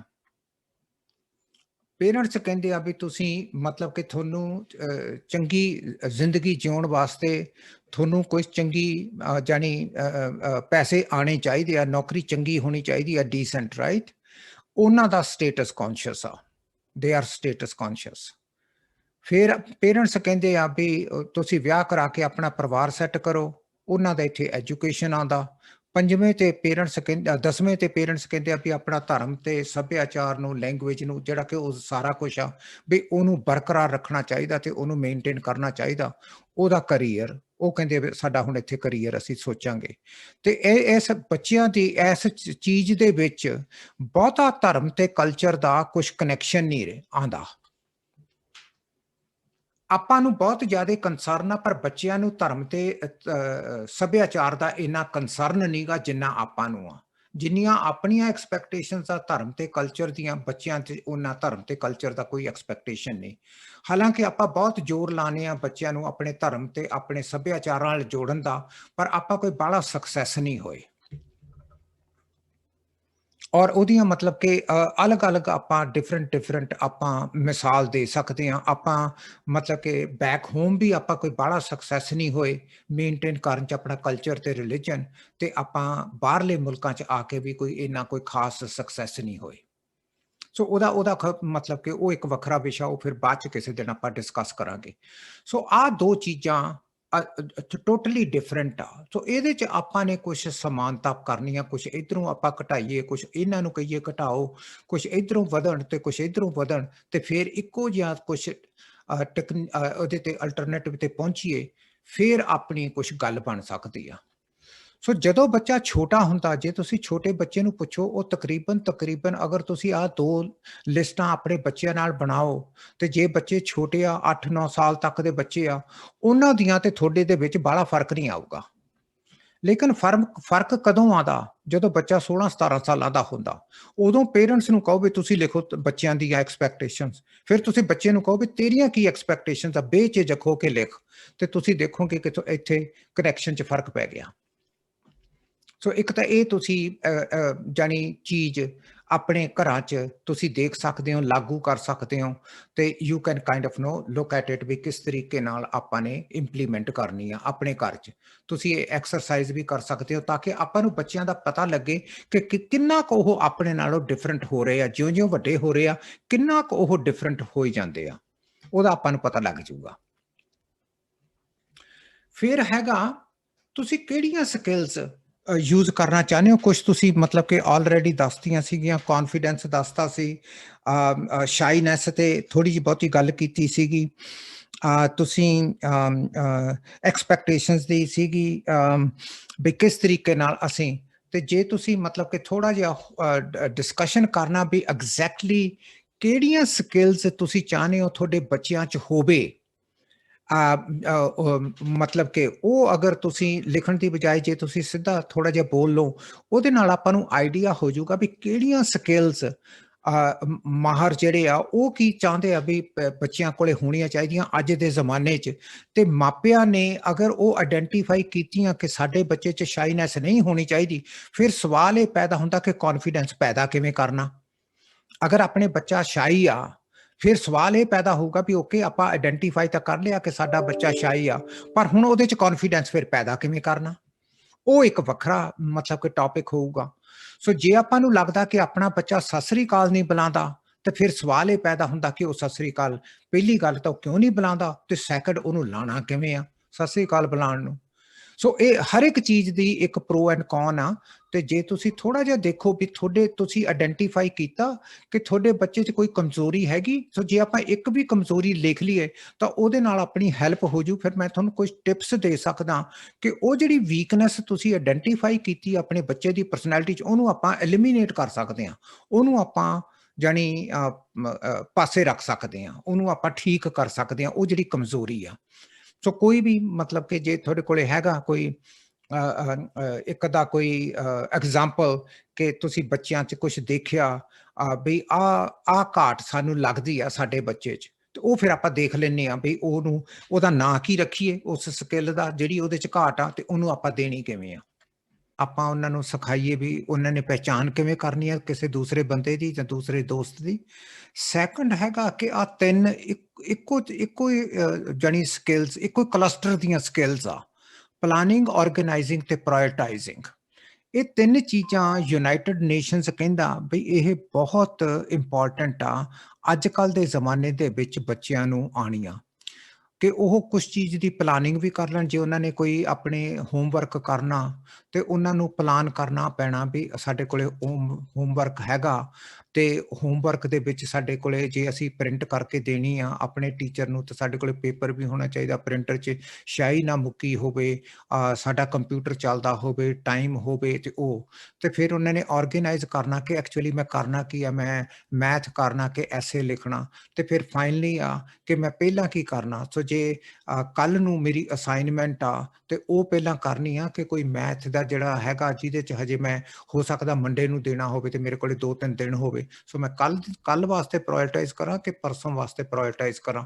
ਇਹ ਤਿੰਨ ਚੀਜ਼ਾਂ ਆਪਾਂ ਸੋਚਦੇ ਹਾਂ ਵੀ ਬੱਚੇ ਨੂੰ ਆਉਂਦੀਆਂ, ਲੇਕਿਨ ਬਹੁਤੀ ਵਾਰੀ ਇਹ ਬੱਚੇ ਨੂੰ ਆਉਂਦੀਆਂ ਨਹੀਂ ਹੁੰਦੀਆਂ। ਸੋ ਇਹ ਤਿੰਨ ਚੀਜ਼ਾਂ ਤੇ ਬਹੁਤ ਕੰਮ ਹੋਣ ਵਾਲਾ ਅੱਜ ਦੇ ਜ਼ਮਾਨੇ ਦੇ ਵਿੱਚ, ਪਲਾਨਿੰਗ, ਆਰਗੇਨਾਈਜ਼ਿੰਗ ਤੇ ਪ੍ਰਾਇੋਰਟਾਈਜ਼ਿੰਗ। ਤੀਜੀਆਂ ਜਿਹੜੀਆਂ ਸਕਿੱਲ ਆਪਾਂ ਨੂੰ ਜਿਹੜਾ ਟੀਚ ਕਰਨਾ ਪੈਣਾ ਬੱਚੇ ਨੂੰ, ਜਿਹੜੀ ਚੀਜ਼ ਸਿਖਾਉਣੀ ਪੈਣੀ ਆ, ਉਹਨੂੰ ਇਹ ਸਿਖਾਉਣਾ ਪੈਣਾ ਵੀ ਤੂੰ ਨੋ ਕਹਿ ਸਕਦਾ ਆਪਣੇ ਦੋਸਤਾਂ ਮਿੱਤਰਾਂ ਨੂੰ। ਕਿਉਂਕਿ ਬਹੁਤੀ ਵਾਰੀ ਕੀ ਹੋ ਰਿਹਾ ਕਿ ਜਿਹੜਾ ਜਦੋਂ ਪੀਅਰ ਪ੍ਰੈਸ਼ਰ ਪੈਂਦਾ, ਉਹ ਪੀਅਰ ਪ੍ਰੈਸ਼ਰ ਦੇ ਵਿੱਚ ਬੱਚਾ ਹਾਂ ਕਰ ਦਿੰਦਾ, ਪਰ ਉਹਦਾ ਅੰਦਰੋਂ ਜੀ ਨਹੀਂ ਕਰਦਾ ਹੁੰਦਾ। ਪਰ ਉਹ ਚਾਹੁੰਦਾ ਕਿ ਮੈਨੂੰ ਉਸ ਕਰਾਊਡ ਦੇ ਵਿੱਚ ਉਸ ਜਿਹੜੇ ਮੇਰੇ ਦੋਸਤ ਮਿੱਤਰ ਆ, ਉਹ ਮੈਨੂੰ ਕੁਛ ਟੌਂਟ ਨਾ ਕਰਨ ਜਾਂ ਮੇਰੇ ਤੇ ਤਾਨੇ ਨਾ ਮਾਰਨ, ਇਸ ਕਰਕੇ ਉਹ ਡਰਦਾ ਮਾਰਾ ਹੀ ਨਾ ਕਰ ਦਿੰਦਾ। ਉਹਦੀ ਜਿਹੜੀ ਵਿਲੱਖਣਤਾ ਨੋ 'ਚ ਆ, ਤੇ ਕਿਉਂਕਿ ਉਹਦੇ ਸਾਰੇ ਦੋਸਤ ਇੱਕ ਪਾਸੇ ਆ ਤੇ ਉਹ ਇਕੱਲਾ ਨੋ ਕਹਿ ਰਿਹਾ, ਉਸ ਦਾ ਜਿਹੜਾ ਪ੍ਰੈਸ਼ਰ ਪੈਂਦਾ, ਉਹ ਆਪਾਂ ਨੂੰ ਉਹਨੂੰ ਸਿਖਾਉਣਾ ਪਊਗਾ ਵੀ ਤੈਨੂੰ ਸਟੈਂਡ ਕਰਨਾ ਪੈਣਾ। ਇਟਸ ਓਕੇ ਟੂ ਸੇ ਨੋ। ਤੁਸੀਂ ਆਮ ਤੌਰ ਤੇ ਦੇਖਿਆ ਹੋਣਾ ਕਿ ਜਦੋਂ ਬੱਚਾ ਬੈਠਾ ਆਪਣਾ ਹੋਮਵਰਕ ਕਰਦਾ, ਉਹਦਾ ਫੋਨ ਵੱਜਦਾ, ਉਹਦੇ ਦੋਸਤ ਕਹਿੰਦੇ ਆ ਜਾ ਬਾਹਰ ਆਪਾਂ ਬਾਸਕਟਬਾਲ ਖੇਲੀਏ, ਤੇ ਉਹ ਚੁੱਪ ਕਰਕੇ ਨੋ ਕਹਿਣ ਦੀ ਬਜਾਏ ਬਾਹਰ ਨੂੰ ਤੁਰਦਾ, ਤੇ ਤੁਸੀਂ ਉਹਨੂੰ ਪੁੱਛਦੇ ਹੋ ਵੀ ਤੂੰ ਕਿੱਧਰ ਬਾਹਰ ਨੂੰ ਚੱਲਿਆ? ਹੁਣੇ ਤਾਂ ਤੂੰ ਕਹਿੰਦਾ ਸੀ ਮੈਂ ਆਪਣਾ ਹੋਮਵਰਕ ਕਰਨਾ। ਉਹ ਕਹਿੰਦਾ ਨਹੀਂ, ਬਸ ਮੈਂ ਹੁਣੇ ਆਇਆ। ਵੀ ਤੂੰ ਚੱਲਿਆ ਕਿੱਥੇ ਆ? ਉਹ ਮੇਰੇ ਦੋਸਤ ਉੱਥੇ ਬਾਸਕਟਬਾਲ ਖੇਡਦੇ ਆ, ਬਸ ਮੈਂ 15 ਕੁ ਮਿੰਟ ਉਹਨਾਂ ਨਾਲ ਖੇਲ ਕੇ ਆਇਆ। ਇਹਦਾ ਮਤਲਬ ਉਹ ਆਪਣੇ ਦੋਸਤਾਂ ਨੂੰ ਇਹ ਨਹੀਂ ਕਹਿ ਸਕਿਆ ਕਿ sorry guys, you keep on playing, let me finish my homework and then I will come. ਇੰਨਾ ਉਹ ਕਹਿ ਨਹੀਂ ਸਕਿਆ। ਸੋ ਇਸ ਕਰਕੇ ਉਹ ਕਹਿੰਦੇ ਆ ਵੀ ਇਹ ਬੱਚੇ ਨੂੰ ਇਹ ਸਿਖਾਉਣਾ ਪੈਣਾ, ਤੁਹਾਨੂੰ ਨੋ ਕਹਿਣਾ। ਚੌਥਾ ਹੈਗਾ ਕਿ ਕੀ ਬੱਚਾ ਅਡੈਪਟ ਕਰ ਲੈਂਦਾ। ਕਈ ਵਾਰੀ ਆਪਾਂ ਨੇ ਦੇਖਿਆ ਕਿ ਬੱਚੇ ਤੋਂ ਇਹ ਅਡੈਪਟ ਨਹੀਂ ਹੁੰਦਾ, ਤੇ ਬੱਚਾ ਇਸ ਚੀਜ਼ ਤੇ ਜਿੱਦ ਕਰਨ ਲੱਗ ਜਾਂਦਾ ਵੀ ਤੁਸੀਂ ਮੈਨੂੰ ਕਿਹਾ ਸੀ ਆਹ ਕਰਨ ਵਾਸਤੇ। ਹਾਂਜੀ, ਮੈਂ ਕਿਹਾ ਸੀਗਾ, ਪਰ ਹੁਣ ਵੈਦਰ ਚੇਂਜ ਹੋ ਗਿਆ, ਪ੍ਰਾਇਰਟੀਜ਼ ਚੇਂਜ ਹੋ ਗਈਆਂ, ਆਪਾਂ ਨੂੰ ਕਿਤੇ ਹੋਰ ਜਾਣਾ ਪੈ ਗਿਆ। ਲੇਕਿਨ ਬੱਚਾ ਉਸ ਸਰਕਮਸਟਾਂਸਿਸ ਦੀ ਜਿਹੜੀ ਚੇਂਜ ਹੁੰਦਾ, ਉਸ ਦੇ ਨਾਲ ਉਹ ਅਡੈਪਟ ਨਹੀਂ ਹੁੰਦਾ। ਸੋ ਉਹ ਜਿਹੜੀ ਅਡੈਪਟੇਬਿਲਿਟੀ ਆ, ਉਹ ਵੀ ਆਪਾਂ ਨੂੰ ਬੱਚੇ ਨੂੰ ਸਿਖਾਉਣੀ ਪੈਂਦੀ ਆ। ਪੰਜਵੀਂ ਸਕਿੱਲ ਹੈਗੀ ਕਿ ਕੀ ਬੱਚੇ 'ਚ ਫਲੈਕਸੀਬਿਲਿਟੀ ਹੈਗੀ ਆ। ਕਿਉਂਕਿ ਜੇ ਘਰ 'ਚ ਕੋਈ ਮਹਿਮਾਨ ਆਇਆ, ਕੀ ਬੱਚਾ ਜੇ ਵੱਡਾ ਹੋ ਚੁੱਕਿਆ, ਲੈਟਸ ਸੇ ਕਿ ਬੱਚਾ 8 ਸਾਲ ਦਾ, ਕੀ 8 ਸਾਲ ਦਾ ਬੱਚਾ ਇਹ ਸਮਝ ਲੈਂਦਾ ਕਿ ਇਹ ਬੱਚਾ ਜਿਹੜਾ ਮੇਰੇ ਘਰ ਆਇਆ, ਇਹਨੇ ਪਰਮਾਨੈਂਟਲੀ ਮੇਰੇ ਕੋਲ ਹੀ ਨਹੀਂ ਰਹਿਣਾ, ਸੋ ਮੈਨੂੰ ਕੋਈ ਫਰਕ ਨਹੀਂ ਪੈਂਦਾ ਜੇ ਇਹ ਮੇਰੀ ਕੋਈ ਗੇਮ ਖੇਡ ਲੂਗਾ, ਆ ਲੈ ਤੂੰ ਆਪਣੀ ਗੇਮ ਖੇਡ ਲਾ। ਕੀ ਉਹਦੇ 'ਚ ਇੰਨੀ ਕੁ ਫਲੈਕਸੀਬਿਲਿਟੀ ਹੈਗੀ ਆ ਕਿ ਉਹ ਕਹਿ ਦੇਵੇ ਬੱਚੇ ਨੂੰ ਵੀ ਆ ਲੈ ਤੂੰ ਕਰ? ਜਾਣੀ ਉਹ ਫਲੈਕਸੀਬਲ ਇਨਫ ਹੈਗਾ ਕਿ ਉਹ ਕਹਿੰਦਾ ਨਹੀਂ ਮੇਰੀ ਆ, ਮੈਂ ਤਾਂ ਨਹੀਂ ਦਿੰਦਾ, ਇਟਸ ਮਾਈਨ। ਉਹ ਜਿਹੜੀਆਂ ਫਲੈਕਸੀਬਿਲਿਟੀ ਪੈਦਾ ਕਰਨੀ ਆ, ਵੀ ਸਰਕਮਸਟੈਂਸਿਸ ਚੇਂਜ ਹੋ ਜਾਂਦੇ ਆ, ਬਹੁਤ ਸਾਰੀਆਂ ਚੀਜ਼ਾਂ ਡਿਫਰੈਂਟ ਹੋ ਜਾਂਦੀਆਂ, ਉਹਦੇ ਵਿੱਚ ਆਪਾਂ ਨੂੰ ਐਡਜਸਟ ਹੋਣਾ, ਆਪਾਂ ਨੂੰ as a human being circumstances ਦੇ ਨਾਲ ਉਹ ਆਪਾਂ ਨੂੰ ਉਹਨੂੰ ਸਿਖਾਉਣਾ ਪੈਂਦਾ। 6ਵਾਂ ਪਾਰਟ ਜਿਹੜਾ ਇੰਪੋਰਟੈਂਟ ਆ, ਉਹ ਹੈਗਾ ਕ੍ਰਿਟੀਕਲ ਥਿੰਕਿੰਗ। ਕੀ ਆਪਾਂ ਬੱਚੇ 'ਚ ਇਹ ਕ੍ਰਿਟੀਕਲ ਥਿੰਕਿੰਗ ਪੈਦਾ ਕਰ ਸਕੇ ਆ? ਕੀ ਬੱਚਾ ਵਾਕਿਆ ਹੀ ਹਰ ਇੱਕ ਚੀਜ਼ ਨੂੰ ਕ੍ਰਿਟੀਕਲ ਸੋਚਦਾ? ਕੀ ਆਪਾਂ ਸਾਇੰਟਿਫਿਕ ਸੋਚ ਵਾਂਗੂ ਕ੍ਰਿਟੀਕਲ ਹੈਗੇ ਆ? ਜੇ ਆਪਾਂ ਘਰ ਦੇ ਵਿੱਚ ਕ੍ਰਿਟੀਕਲ ਥਿੰਕਿੰਗ ਤੇ ਡਿਸਕਸ਼ਨ ਨਹੀਂ ਕਰਦੇ, ਫਿਰ ਆਪਣੇ ਬੱਚਿਆਂ ਨੇ ਵੀ ਕ੍ਰਿਟੀਕਲ ਥਿੰਕਿੰਗ ਤੇ ਡਿਸਕਸ਼ਨ ਨਹੀਂ ਕਰਨੀ। ਸੋ ਕ੍ਰਿਟੀਕਲ ਥਿੰਕਿੰਗ ਤੇ ਡਿਸਕਸ਼ਨ ਕਰਨੀ ਬਹੁਤ ਜ਼ਰੂਰੀ ਆ। ਤੇ ਮਤਲਬ ਕਿ ਚਿੰਤਕ ਹੋਣਾ ਬਹੁਤ ਜ਼ਰੂਰੀ ਆ, ਡੂੰਘਾਈ ਦੇ ਵਿੱਚ ਸੋਚਣਾ ਬਹੁਤ ਜ਼ਰੂਰੀ ਆ, ਤੇ ਇਹ ਇੱਕ ਸਕਿੱਲ ਆ ਜਿਹੜੀ ਕਿ ਆਪਾਂ ਬੱਚੇ ਨੂੰ ਦੇਵਾਂਗੇ ਤਾਂ ਉਹ ਬਹੁਤ ਸਾਰੀਆਂ ਗਲਤ ਧਾਰਨਾਵਾਂ ਤੋਂ ਬਚ ਸਕਦਾ। ਮਿਸਾਲ ਦੇ ਤੌਰ ਤੇ ਜੇ ਬੱਚਾ ਕ੍ਰਿਟੀਕਲ ਸੋਚੇ ਤਾਂ ਉਹ ਕਹਿ ਸਕਦਾ ਵੀ ਮੈਨੂੰ ਇਹਦੇ ਨਾਲ ਕੋਈ ਫਰਕ ਨਹੀਂ ਪੈਂਦਾ ਕਿ ਮੇਰੇ ਕੋਲੇ ਆਈਫੋਨ ਆ ਕਿ ਸੈਮਸੰਗ ਆ। I really don't care. ਮੈਨੂੰ ਜਾਣੀ I just need to communicate with my friends, I need to see certain things, I need to do certain things, I am not really, ਮੈਨੂੰ ਕੋਈ ਸ਼ੋਰ ਆਦਿ ਨਹੀਂ ਗੀ। ਉਹ ਇਹਦਾ ਮਤਲਬ ਉਹ ਹੁਣ ਕ੍ਰਿਟੀਕਲ ਥਿੰਕਿੰਗ 'ਚ ਪਹੁੰਚ ਚੁੱਕਿਆ ਉਹ ਬੱਚਾ। ਤਾਂ ਹੀ ਇਜ਼ ਨਾਟ, ਮਤਲਬ ਕਿ ਉਹ ਲੜ ਕੇ ਇਹ ਨਹੀਂ ਕਹਿੰਦਾ ਵੀ ਨਹੀਂ ਮੈਂ ਤਾਂ ਆਈਫੋਨ ਹੀ ਲੈਣਾ ਕਿਉਂਕਿ ਮੇਰੇ ਸਾਰੇ ਦੋਸਤਾਂ ਕੋਲੇ ਆਈਫੋਨ ਆ। ਸੋ ਜਿਹੜੀ ਕ੍ਰਿਟੀਕਲ ਥਿੰਕਿੰਗ ਆ ਉਹ ਹੋਣੀ ਬੜੀ ਜ਼ਰੂਰੀ ਆ ਬੱਚੇ 'ਚ, ਤੇ ਉਹ ਡਿਵੈਲਪ ਕਰਨੀ ਪੈਂਦੀ ਆ, ਆਟੋਮੈਟਿਕਲੀ ਨਹੀਂ ਆਉਂਦੀ। ਕਈ ਇਨਸਾਨਾਂ 'ਚ ਉਮਰ ਭਰ ਨਹੀਂ ਆਉਂਦੀ। ਇਮੋਸ਼ਨਲ ਇੰਟੈਲੀਜੈਂਸ, ਆਪਣੀ ਐਕੈਡੈਮਿਕ ਆਪਾਂ ਇੰਟੈਲੀਜੈਂਸ ਤੇ ਬਹੁਤ ਜ਼ੋਰ ਦਿੰਦੇ ਆ। ਇਮੋਸ਼ਨਲ ਇੰਟੈਲੀਜੈਂਸ ਦਾ ਮਤਲਬ ਦੋ ਚੀਜ਼ਾਂ ਆਪਾਂ ਸਮਝ ਲਈਏ, ਬਹੁਤ ਸਾਰੀਆਂ ਹੈਗੀਆਂ ਲੇਕਿਨ ਦੋ ਚੀਜ਼ਾਂ ਬਹੁਤ ਇੰਪੋਰਟੈਂਟ ਆ। ਇੱਕ ਚੀਜ਼ ਇਹ ਇੰਪੋਰਟੈਂਟ ਆ ਕਿ ਜਦੋਂ ਤੁਹਾਡੀਆਂ ਇਮੋਸ਼ਨਸ ਉੱਭਰਦੀਆਂ, ਜੇ ਤੁਸੀਂ ਖੁਸ਼ ਹੁੰਦੇ ਹੋ, ਕੀ ਤੁਸੀਂ ਖੁਸ਼ੀ 'ਚ ਵੀ ਆਪੇ 'ਚੋਂ ਬਾਹਰ ਹੋ ਜਾਂਦੇ ਹੋ? ਜੇ ਤੁਹਾਨੂੰ ਗੁੱਸਾ ਆਉਂਦਾ ਕੀ ਤੁਸੀਂ ਗੁੱਸੇ 'ਚ ਵੀ ਆਪੇ 'ਚੋਂ ਬਾਹਰ ਹੋ ਜਾਂਦੇ ਹੋ? ਜੇ ਤੁਹਾਨੂੰ ਗਮੀ ਹੁੰਦੀ ਆ ਤਾਂ ਫਿਰ ਤੁਸੀਂ ਗਮੀ 'ਚ ਵੀ ਗੁੱਸੇ 'ਚ ਬਾਹਰ ਹੋ ਜਾਂਦੇ ਹੋ? ਜਾਣੀ ਜਿਹੜੀਆਂ ਵੀ ਤੁਹਾਨੂੰ ਫੀਲਿੰਗਸ ਆਉਂਦੀਆਂ, ਕੀ ਤੁਸੀਂ ਉਹਨੂੰ ਸਮੇਟ ਕੇ ਆਪਣੇ ਕਲੋਜ਼ ਰੱਖ ਸਕਦੇ ਹੋ ਕਿ ਉਹਦੇ ਵਿੱਚ ਹੀ ਡੁੱਬ ਜਾਂਦੇ ਹੋ? ਇਹ ਇਮੋਸ਼ਨਲ ਇੰਟੈਲੀਜੈਂਸ ਦੀ ਇੱਕ ਨਿਸ਼ਾਨੀ ਆ। ਇਹ ਇੱਕ ਪਾਰਟ ਤੇ ਆਪਾਂ ਨੂੰ ਬੱਚੇ ਨੂੰ ਸਿਖਾਉਣਾ ਪੈਣਾ ਵੀ ਇਹ ਭਾਵਨਾਵਾਂ ਇਹਨਾਂ ਨੂੰ ਸੀਮਤ ਰੱਖਣਾ ਬੜਾ ਜ਼ਰੂਰੀ ਆ। ਨਹੀਂ ਤਾਂ ਜਿਹੜੀਆਂ ਭਾਵਨਾਵਾਂ ਇਹ ਆਪਾਂ ਨੂੰ ਖਿੱਚ ਕੇ ਲੈ ਜਾਂਦੀਆਂ ਔਰ ਆਪਣੇ ਤੋਂ ਗਲਤ ਕੰਮ ਕਰਵਾ ਦਿੰਦੀਆਂ, ਕਿਉਂਕਿ ਆਪਾਂ ਇਮੋਸ਼ਨਸ ਦੇ ਵਿੱਚ ਡੁੱਬ ਕੇ ਆਪਾਂ ਉਹ ਕੰਮ ਕਰ ਬੈਠਦੇ ਆ ਜਿਹੜੇ ਆਪਾਂ ਨੂੰ ਨਹੀਂ ਕਰਨੇ। ਸੋ ਇਹ ਵੀ ਸਿਖਾਉਣਾ ਪੈਂਦਾ। ਸੋ ਇੱਕ ਤਾਂ ਹੈਗੀਆਂ ਭਾਵਨਾਵਾਂ ਨੂੰ ਕੰਟਰੋਲ ਕਰਨਾ।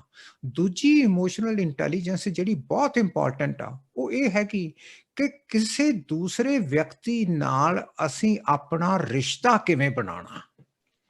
ਇਹ ਵੀ ਇੱਕ ਸਕਿੱਲ ਆ।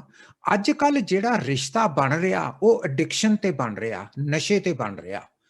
ਕਾਹਦਾ ਨਸ਼ਾ? ਬੱਚਿਆਂ ਨੂੰ ਸੈੱਲ ਫੋਨ ਦਾ ਨਸ਼ਾ। ਬੱਚੇ ਇੰਟਰਨੈਟ ਦੇ ਨਾਲ ਜੁੜ ਚੁੱਕੇ ਆ। ਸੋ ਉਹਨਾਂ ਦਾ ਜਿਹੜਾ ਰਿਸ਼ਤਾ ਉਹਨਾਂ ਨੂੰ ਬਣਾਉਣ ਦੀ ਲੋੜ ਨਹੀਂ ਪਈ, ਐਡਿਕਸ਼ਨ ਦੇ ਨਾਲ ਉਹਦੇ ਨਾਲ ਚਿੰਬੜ ਚੁੱਕੇ ਆ। ਹੁਣ ਤੁਸੀਂ ਉਹਨਾਂ ਨੂੰ ਸੈਪਰੇਟ ਨਹੀਂ ਕਰ ਸਕਦੇ ਉਹਨਾਂ ਦੇ ਸੈੱਲ ਫੋਨ ਨਾਲੋਂ। ਉਹਨਾਂ ਨੂੰ ਬਹੁਤ ਪ੍ਰੋਬਲਮ ਆਉਂਦੀ ਆ ਜਦੋਂ ਉਹ ਆਪਣਾ ਸੈੱਲ ਫੋਨ ਤੋਂ ਉਹ ਸੈਪਰੇਟ ਹੁੰਦੇ ਆ। ਸੋ ਇਸ ਕਰਕੇ ਬਹੁਤ ਇੰਪੋਰਟੈਂਟ ਆ ਕਿ ਜਿਹੜਾ ਰਿਸ਼ਤਾ ਬੱਚੇ ਦਾ, ਉਹ ਜਦ ਤੱਕ ਉਹ ਇਨਸਾਨ ਦੇ ਨਾਲ ਆਪਣਾ ਰਿਸ਼ਤਾ ਨਹੀਂ ਬਣਾਉਂਦਾ, ਔਰ ਜਿਹੜੇ ਕਿ ਉਹਦੇ ਪਹਿਲੇ ਘਰ 'ਚ ਇਨਸਾਨ ਆ, ਉਹਦੇ ਮਾਂ-ਪਿਓ ਆ ਤੇ ਉਹਦੇ ਭੈਣ-ਭਰਾ, ਜੇ ਉਹਦਾ ਰਿਸ਼ਤਾ ਉਹਨਾਂ ਨਾਲ ਮਜ਼ਬੂਤ ਨਹੀਂ ਤਾਂ ਫਿਰ ਗਾਰੰਟੀਡ ਆ ਕਿ ਉਹਦਾ ਰਿਸ਼ਤਾ ਸੈੱਲ ਫੋਨ ਨਾਲ, ਬਾਹਰ ਦੋਸਤਾਂ ਮਿੱਤਰਾਂ ਨਾਲ, ਇਹਨਾਂ ਚੀਜ਼ਾਂ ਨਾਲ ਉਹਦਾ ਜਿਹੜਾ ਰਿਲੇਸ਼ਨਸ਼ਿਪ ਆ ਉਹ ਮਜ਼ਬੂਤ ਹੋ ਜੂ। ਕਿਉਂਕਿ ਆਪਾਂ ਉਧਰੋਂ ਘਟਾਂਗੇ ਤਾਂ ਉਧਰ ਵੱਧ ਜੂ, ਜੇ ਉਧਰੋਂ ਘਟਾਂਗੇ ਤਾਂ ਆਪਣੇ ਘਰ 'ਚ ਆਪਣਾ ਰਿਸ਼ਤਾ ਮਜ਼ਬੂਤ ਹੋ ਜੂ। ਸੋ ਇਹ ਰਿਸ਼ਤੇ ਬਣਾਉਣੇ ਕਿਵੇਂ ਆ, ਇਹਦੇ ਤੇ ਮੇਰਾ ਖਿਆਲ 'ਚ ਪੇਰੈਂਟਸ ਨੂੰ ਕੰਮ ਕਰਨ ਦੀ ਲੋੜ ਆ ਕਿ ਜਦ ਤੱਕ ਆਪਾਂ ਬੱਚੇ ਦੀ ਜਿਹੜੀਆਂ ਲਾਈਕਸ ਆ, ਉਹ ਕੀ ਪਸੰਦ ਕਰਦਾ, ਉਹਦੇ 'ਚ ਅਸੀਂ ਆਪਣੀ ਪਸੰਦ ਪਾਉਂਦੇ ਨਹੀਂ, ਉਦੋਂ ਤੱਕ ਬੱਚਾ ਆਪਣੇ ਕਲੋਜ਼ ਨਹੀਂ ਆਊਗਾ। ਖਾਸ ਕਰਕੇ ਇੱਕ ਟੀਨੇਜਰ ਦੀ ਇਹ ਖਾਸੀਅਤ ਆ ਕਿ ਜੇ ਟੀਨੇਜਰ ਨੂੰ ਕੋਈ ਗਾਣਾ ਚੰਗਾ ਲੱਗਦਾ ਔਰ ਉਹ ਆਪਾਂ ਨੂੰ ਗਾਣਾ ਬੜਾ ਬੁਰਾ ਲੱਗਦਾ, ਜੇ ਖਾਸ ਕਰਕੇ ਤੁਸੀਂ ਬਲੈਕ ਮਿਊਜ਼ਿਕ ਦੇ ਵਿੱਚ, ਬਲੈਕ ਰੈਪ ਦੇ ਵਿੱਚ ਤੁਸੀਂ ਕੁਝ ਗਾਣੇ ਸੁਣੋ ਤਾਂ ਉਹ ਗਾਣਿਆਂ ਦੇ ਵਿੱਚ ਐਫ ਵਰਡਸ ਬਹੁਤ ਹੁੰਦੇ ਆ ਤੇ ਉਹ ਆਪਾਂ ਤੋਂ ਕਈ ਵਾਰੀ ਸੁਣੇ ਨਹੀਂ ਜਾਂਦੇ, ਕਿਉਂਕਿ ਆਪਾਂ ਨੂੰ ਇਹੋ ਜਿਹੀਆਂ ਗਾਣਿਆਂ ਸੁਣਨ ਦੇ ਆਪਣੇ ਕੰਨ ਆਦੀ ਨਹੀਂ ਗੇ। ਲੇਕਿਨ ਆਪਣੇ ਬੱਚਿਆਂ ਵਾਸਤੇ ਇਹ ਗਾਣੇ ਸੁਣਨੇ ਬਹੁਤ ਨਾਰਮਲ ਆ। ਇਹ ਉਹਨਾਂ ਦੀ ਅਕਲਚਰੇਸ਼ਨ ਉਸ ਕਲਚਰ 'ਚ ਹੋਈ ਆ। ਸੋ ਉਹਦੇ 'ਚ ਆਪਾਂ ਨੂੰ ਅਗਰ ਆਪਾਂ ਬੈਠ ਕੇ ਉਹ ਗਾਣੇ ਸੁਣਾਂਗੇ ਤਾਂ ਆਪਾਂ ਨੂੰ ਪਤਾ ਲੱਗੂਗਾ ਬਈ ਉਹ ਕੀ ਗਾਣੇ ਸੁਣਦੇ ਆ, ਉਹਦੇ ਪਿੱਛੇ ਇਹਨਾਂ ਦੀ ਲਾਈਕਿੰਗ ਕੀ ਆ, ਇਹ ਕਿਹੜੀਆਂ ਚੀਜ਼ਾਂ ਨੂੰ ਤਰਜੀਹ ਦੇਣ ਲੱਗ ਗਏ। ਤੇ ਫਿਰ ਆਪਾਂ ਨੂੰ ਉਹ ਇੱਕ ਦਵੰਦ ਭਰੀ ਡਾਇਕੋਟਮਸ ਜ਼ਿੰਦਗੀ 'ਚ ਨਹੀਂ ਪੈਣਗੇ। ਉਹ ਫਿਰ ਇੱਕ ਫੇਸ ਨਹੀਂ ਅਡਾਪਟ ਕਰਨਗੇ ਜਿਹੜਾ ਤੁਹਾਨੂੰ ਚੰਗਾ ਲੱਗਦਾ, ਪਰ ਉਹ ਉਹੀ ਆਪਣਾ ਚਿਹਰਾ ਰੱਖਣਗੇ ਜਿਹੜਾ ਉਹਨਾਂ ਦਾ ਅਸਲੀ ਚਿਹਰਾ। ਕਿਉਂਕਿ ਹੁੰਦਾ ਇਹ ਆ ਕਿ ਜਦੋਂ ਇੱਕ ਬੱਚੇ ਦੇ ਕਦਰਾਂ ਕੀਮਤਾਂ 'ਚ ਤਬਦੀਲੀ ਆਉਂਦੀ ਆ, ਕਦਰਾਂ ਕੀਮਤਾਂ 'ਚ ਤਬਦੀਲੀ ਆਉਂਦੀ ਆ, ਉਹਦਾ ਨਾਲ ਚਿਹਰਾ ਵੀ ਬਦਲ ਜਾਂਦਾ। ਉਹ ਜਿਹੜਾ ਤੁਹਾਨੂੰ ਚਿਹਰਾ ਦੱਸਣਾ ਚਾਹੁੰਦਾ ਉਹ ਚਿਹਰਾ ਨਹੀਂ ਹੁੰਦਾ ਜਿਹੜਾ ਉਹਦਾ ਅਸਲੀ ਚਿਹਰਾ। ਸੋ ਜਦੋਂ ਤੁਸੀਂ ਉਹਨੂੰ ਕਹੋਗੇ ਬਈ ਤੁਸੀਂ ਆਹ ਕੰਮ ਕਰੋ, ਤੇ ਜੇ ਉਹਨੇ ਬਾਹਰ ਕੁਝ ਗਲਤ ਕੰਮ ਕਰਨਾ ਉਹ ਤੁਹਾਡੇ ਨਾਲ ਐਗਰੀ ਹੋਊਗਾ ਵੀ ਹਾਂ ਇਹ ਬਹੁਤ ਐਂ ਹੋਈ, ਆਪਾਂ ਨੂੰ ਕਰਨਾ ਚਾਹੀਦਾ, ਆਪਾਂ ਨੂੰ ਬਿਲਕੁਲ ਬਾਹਰ ਕੁਝ ਨਹੀਂ ਕਰਨਾ ਚਾਹੀਦਾ। ਪਤਾ ਨਹੀਂ ਲੋਕ ਕਿਉਂ ਡੇਟਿੰਗ ਕਰ ਲੈਂਦੇ ਆ, ਪਤਾ ਨਹੀਂ ਲੋਕ ਕਿਉਂ ਸਮੋਕ ਕਰਨ ਲੱਗ ਜਾਂਦੇ ਆ। ਤੇ ਉਹ ਸਾਰੀਆਂ ਚੀਜ਼ਾਂ ਉਹ ਕਹੂਗਾ ਜਿਹੜੀਆਂ ਤੁਸੀਂ ਸੁਣਨਾ ਚਾਹੋਗੇ, ਪਰ ਬਾਹਰ ਜਾ ਕੇ ਕੁਝ ਹੋਰ ਹੋਊਗਾ। ਸੋ ਇਹ ਮਤਲਬ ਕਿ ਇਹ ਬਹੁਤ ਇੰਪੋਰਟੈਂਟ ਆ ਕਿ ਆਪਾਂ ਇਹ ਪਛਾਣੀਏ ਕਿ ਉਹਦਾ ਚਿਹਰਾ ਕਿਹੜਾ ਲੱਗਿਆ ਹੋਇਆ ਬੱਚੇ ਦਾ। ਤੇ ਉਹ ਤਾਂ ਪਤਾ ਲੱਗੂਗਾ ਜੇ ਆਪਾਂ ਉਹਨੂੰ ਮੌਕਾ ਦੇਵਾਂਗੇ ਬੋਲਣ ਦਾ, ਜੇ ਆਪਾਂ ਉਹਦੇ ਨਾਲ ਬੈਠ ਕੇ ਉਹਦੀਆਂ ਜਿਹੜੀਆਂ ਲਾਈਕਸ ਆ ਉਸ ਨੂੰ ਸਮਝਣ ਦੀ ਕੋਸ਼ਿਸ਼ ਕਰਾਂਗੇ ਕਿ ਇਹ ਆਪਣੇ ਘਰ ਦੇ ਵਿੱਚ ਕਿਵੇਂ ਹੌਲੀ ਹੌਲੀ ਹੌਲੀ ਹੌਲੀ ਕਰਕੇ ਤਬਦੀਲ ਹੋ ਗਿਆ। ਇਹ ਬਹੁਤ ਇੰਪੋਰਟੈਂਟ ਆ। ਸੋ ਨੈਕਸਟ ਸੀਗਾ ਕ੍ਰੀਏਟਿਵਿਟੀ ਐਂਡ ਇਨੋਵੇਸ਼ਨ। ਉਹਦੇ ਤੇ ਆਲਰੇਡੀ ਇਹਦੇ ਤੇ ਤੁਸੀਂ ਕਿਹਾ ਵੀ ਬੱਚੇ ਨੂੰ ਕਿਊਰੀਅਸ ਹੋਣਾ ਚਾਹੀਦਾ, ਉਹਦੀ ਕਿਊਰੀਓਸਿਟੀ ਖਤਮ ਨਹੀਂ ਹੋਣ ਦੇਣੀ ਚਾਹੀਦੀ, ਉਹਦੇ ਤੇ ਕੰਟੀਨਿਊਸ ਰੱਖਣਾ ਚਾਹੀਦਾ। ਤੇ ਇਹ ਬਹੁਤ ਇੰਪੋਰਟੈਂਟ ਆ। ਤੇ ਨੌਵੀਂ ਸਕਿੱਲ ਹੈਗੀ ਆ ਕਿ ਉਹਨੂੰ ਇਹ ਪਤਾ ਹੋਣਾ ਚਾਹੀਦਾ ਵੀ ਟੈਕਨੋਲੋਜੀ ਕੀ ਆ। ਤੇ ਇਹ ਨਾ ਹੋਵੇ ਕਿਤੇ ਉਹ ਟੈਕਨੋਲੋਜੀ ਕਰਦਾ ਕਰਦਾ ਕਿਸੇ ਗਲਤ ਪਾਸੇ ਲੱਗ ਜਾਵੇ। ਅੱਜ ਹੀ ਮੈਨੂੰ ਇੱਕ ਪੇਰੈਂਟ ਦੀ ਆਈ ਆ ਕਿ ਮੇਰਾ ਬੇਟਾ ਮੇਰੀ ਕੁੜੀ 13 ਸਾਲ ਦੀ ਆ ਤੇ ਉਹ ਆਹ ਗੇਮਾਂ ਯੂਜ਼ ਕਰਦੀ ਆ ਤੇ ਕਹਿੰਦੇ ਵੀ ਇਹ ਚੰਗੀ ਗੱਲ ਆ ਕਿ ਨਹੀਂ। ਤੇ ਉਹ ਗੂਗਲ ਦਾ ਜਿਹੜੀਆਂ ਉਹਨੇ ਗੇਮਾਂ ਮੈਨੂੰ ਦੱਸੀਆਂ, ਮੈਂ ਗੂਗਲ 'ਚ ਪਾ ਕੇ ਦੇਖਿਆ, ਉੱਥੇ ਉਹਦੀ ਉਹ ਮਤਲਬ ਕਿ ਉਹਦੇ ਬਾਰੇ ਰਿਵਿਊਜ਼ ਕੀ ਆ, ਉਹਦਾ ਪਹਿਲਾ ਸ਼ਬਦ ਆ ਗਿਆ, this game is very addictive to young people. Open sentence ਆ ਉਸ ਗੇਮ ਦਾ ਬਾਰੇ ਕਿ this game is very addictive, it's very difficult to put down because you are continuously encouraged to beat your own score। ਤੇ ਤੁਸੀਂ ਕੁਝ ਚੀਜ਼ਾਂ ਖਰੀਦ ਸਕਦੇ ਹੋ $2 ਦੀਆਂ, ਜਿਹਦੇ ਨਾਲ ਤੁਸੀਂ ਉਸ ਗੇਮ ਦਾ ਸਕੋਰ ਬੀਟ ਕਰ ਸਕਦੇ ਹੋ। ਤੇ ਵਰਲਡ ਰੈਕਡ ਉਹਨਾਂ ਨੇ ਲਿਖਿਆ ਹੋਇਆ ਵੀ ਇੱਕ ਬੰਦੇ ਨੇ ਇੰਨਾ ਸਕੋਰ ਕੀਤਾ, ਇਹ ਵਰਲਡ ਰੈਕਡ ਆ, ਤੁਸੀਂ ਇਹਨੂੰ ਬੀਟ ਕਰੋ। ਤੇ ਹਰ ਵਾਰੀ ਬੀਟ ਜਦੋਂ ਤੁਸੀਂ ਕਲੋਜ਼ ਪਹੁੰਚਦੇ ਹੋ, ਤੁਹਾਡੀ ਉਹ $2 ਆ ਜਾਂਦੇ ਆ ਵੀ ਜੇ ਤੁਸੀਂ ਆ $2 ਸਪੈਂਡ ਕਰੋਗੇ ਤਾਂ ਤੁਹਾਨੂੰ ਆਪ ਕੁਝ ਪੁਆਇੰਟ ਮਿਲਣਗੇ, ਜਿਹਦੇ ਨਾਲ ਤੁਹਾਡਾ ਸਕੋਰ ਹੋਰ ਵੀ ਅੱਗੇ ਨੂੰ ਜਾਊਗਾ ਤੇ ਤੁਸੀਂ ਆਪਣੇ ਮੰਜ਼ਿਲ ਦੇ ਬਹੁਤ ਕਰੀਬ ਹੋ। ਅੱਛਾ, ਹੁਣ ਉਹ 13 ਸਾਲ ਦੀ ਆ, ਉਹ ਗੇਮ ਅਡਿਕਟਿਵ ਆ, ਹੈ ਉਹ ਗੇਮ, ਹੈ ਉਹ ਗੇਮ, ਉਹ 'ਚ ਕੋਈ ਮਾੜਾ ਨਹੀਂਗਾ, ਲੇਕਿਨ ਉਹ ਇੰਨੀ ਅਡਿਕਟਿਵ ਆ ਬੱਚੇ ਵਾਸਤੇ, ਇੱਕ 13 ਸਾਲ ਦੇ ਬੱਚੇ ਵਾਸਤੇ, ਕਿ ਉਹ ਪੇਰੈਂਟਸ ਨੇ ਮੈਨੂੰ ਕਿਹਾ ਬਈ ਇਹ ਬੱਚੇ ਗੇਮ ਬਹੁਤ ਖੇਲਦੇ ਆ। ਮੈਂ ਕਿਹਾ ਵੀ ਤੁਸੀਂ ਮੈਨੂੰ ਗੇਮ ਦੱਸੋ ਤੇ ਮੈਂ ਉਹਦੇ ਰਿਵਿਊਜ਼ ਪੜ੍ਹ ਕੇ ਤੁਹਾਨੂੰ ਦੱਸ ਦਿੰਦਾ ਵੀ ਕੀ ਆ। ਇਹ ਕੰਮ ਪੇਰੈਂਟਸ ਵੀ ਕਰ ਸਕਦੇ ਸੀ, ਲੇਕਿਨ ਉਹਨਾਂ ਨੂੰ ਵਿਚਾਰਿਆਂ ਨੂੰ ਪਤਾ ਨਹੀਂ। ਸੋ ਉਸ ਕਰਕੇ ਆਪਾਂ ਨੂੰ ਜਿਹੜੀ ਟੈਕ ਸੈਵੀ ਹੋਣਾ, ਜੇ ਬੱਚੇ ਨੇ ਟੈਕ ਸੈਵੀ ਹੋਣਾ ਤਾਂ ਆਪਾਂ ਨੂੰ ਵੀ ਪਤਾ ਹੋਣਾ ਚਾਹੀਦਾ ਵੀ ਟੈਕ ਸੈਵੀ ਕੀ ਹੁੰਦਾ। ਆਪਾਂ ਨੂੰ ਵੀ ਪਤਾ ਹੋਣਾ ਚਾਹੀਦਾ ਵੀ ਜੇ ਇਹ ਜਾਣੀ ਗੂਗਲ ਤੇ ਗਿਆ ਤੇ ਇਹਨੇ ਵੈਬ ਨੂੰ ਬਰਾਊਜ਼ ਕੀਤਾ ਤੇ ਅਸੀਂ ਦੇਖ ਸਕਦੇ ਹਾਂ ਕਿ ਇਹ ਆਲਰੇਡੀ ਇੰਨਾ ਸਮਾਰਟ ਹੋ ਗਿਆ ਕਿ ਇਹਨੇ ਜਿਹੜੀਆਂ ਵੈਬਸਾਈਟਾਂ ਤੇ ਜਾਣਾ ਉਸ ਤੋਂ ਬਾਅਦ ਇਹਨੇ ਡਿਲੀਟ ਕਰ ਦੇਣਾ। ਸੋ ਹੀ ਨੋਜ਼ ਹਾਊ ਟੂ ਡਿਲੀਟ। ਸੋ ਇਹ ਜਿਹੜੀਆਂ ਚੀਜ਼ਾਂ ਇਹ ਆਪਾਂ ਨੂੰ ਹੁੰਦਾ। ਤੇ 10ਵੀਂ ਹੈਗੀ ਆ ਕਿ ਬੱਚੇ ਨੂੰ ਲੀਡਰਸ਼ਿਪ ਸਕਿੱਲ ਸਿਖਾਉਣੀ, ਕਿ ਉਹ ਇਸ ਕਾਬਲੀਅਤ ਤੇ ਪਹੁੰਚੇ ਕਿ ਉਹ ਜ਼ਿੰਦਗੀ 'ਚ ਲੀਡ ਕਰ ਸਕੇ, ਨਾਟ ਓਨਲੀ ਆਪਣੇ ਆਪ ਨੂੰ ਲੀਡ ਕਰ ਸਕੇ, ਹੋਰਾਂ ਨੂੰ ਵੀ ਚੰਗਾ ਮਾਰਗਦਰਸ਼ਕ ਬਣ ਸਕੇ, ਨਾ ਕਿ ਉਹ ਜਿਹਨੂੰ ਆਪਾਂ ਪੰਜਾਬੀ 'ਚ ਕਹਿੰਦੇ ਆ ਫਾਲੋਅਰ ਬਣ ਜੇ ਜਾਂ ਲਾਈ ਲੱਗ ਬਣ ਜੇ। ਆਪਾਂ ਬੱਚੇ ਨੂੰ ਲਾਈ ਲੱਗ ਨਹੀਂ ਬਣਾਉਣਾ, ਆਪਾਂ ਬੱਚੇ ਨੂੰ ਲੀਡਰ ਬਣਾਉਣਾ। ਸੋ ਆ ਜਿਹੜੀਆਂ 10 ਸਕਿੱਲਸ ਆ, ਇਹ ਹੋਣੀਆਂ ਬੜੀਆਂ ਜ਼ਰੂਰੀ ਆ ਬੱਚੇ 'ਚ। ਤੇ ਜੇ ਤੁਹਾਨੂੰ ਲੱਗਦਾ ਤੁਹਾਡਾ ਬੱਚਾ ਇਹਦੇ 'ਚ ਨਹੀਂ ਗਾ, ਤਾਂ ਫਿਰ ਆਪਾਂ ਉਹਨੂੰ ਜਾਣੀ ਉਸਨੂੰ ਆਇਡੈਂਟੀਫਾਈ ਕਰਕੇ ਉਹਨੂੰ ਆਪਾਂ ਇਹ ਜਿਹੜੀਆਂ ਸਕਿੱਲਸ ਆ ਇਹ ਆਪਾਂ ਦੇ ਸਕਦੇ ਹਾਂ। ਸੋ ਇਹ ਮਿਨੀਮਮ ਆ, ਹੋਰ ਵੀ ਲੰਬੀਆਂ ਚੌੜੀਆਂ ਸਕਿੱਲਸ ਹੈਗੀਆਂ। ਬੱਚਿਆਂ ਦੀ ਜਿਹੜੀ ਕੋਈ ਕ੍ਰਿਟੀਕਲ ਹੋਊਗੀ ਉਹ ਚੀਜ਼ ਨੂੰ ਆਇਡੈਂਟੀਫਾਈ ਕੀਤਾ ਜਾ ਸਕਦਾ ਤੇ ਉਹਦੇ ਤੇ ਕੰਮ ਕੀਤਾ ਜਾ ਸਕਦਾ। ਪਰ ਬੇਸਿਕਲੀ ਜਿਹੜੇ ਵਿਦਵਾਨ ਆ ਉਹ ਬੇਸਿਕਲੀ ਇਹਨਾਂ ਚੀਜ਼ਾਂ ਨੂੰ ਕਹਿੰਦੇ ਆ ਵੀ ਆਹ ਜਿਹੜੀਆਂ ਚੀਜ਼ਾਂ ਇਹਨਾਂ ਨੂੰ ਜਾਣੀ ਆਇਡੈਂਟੀਫਾਈ ਕਰੋ ਔਰ ਇਹਦੇ ਉੱਤੇ ਕੰਮ ਕਰੋ।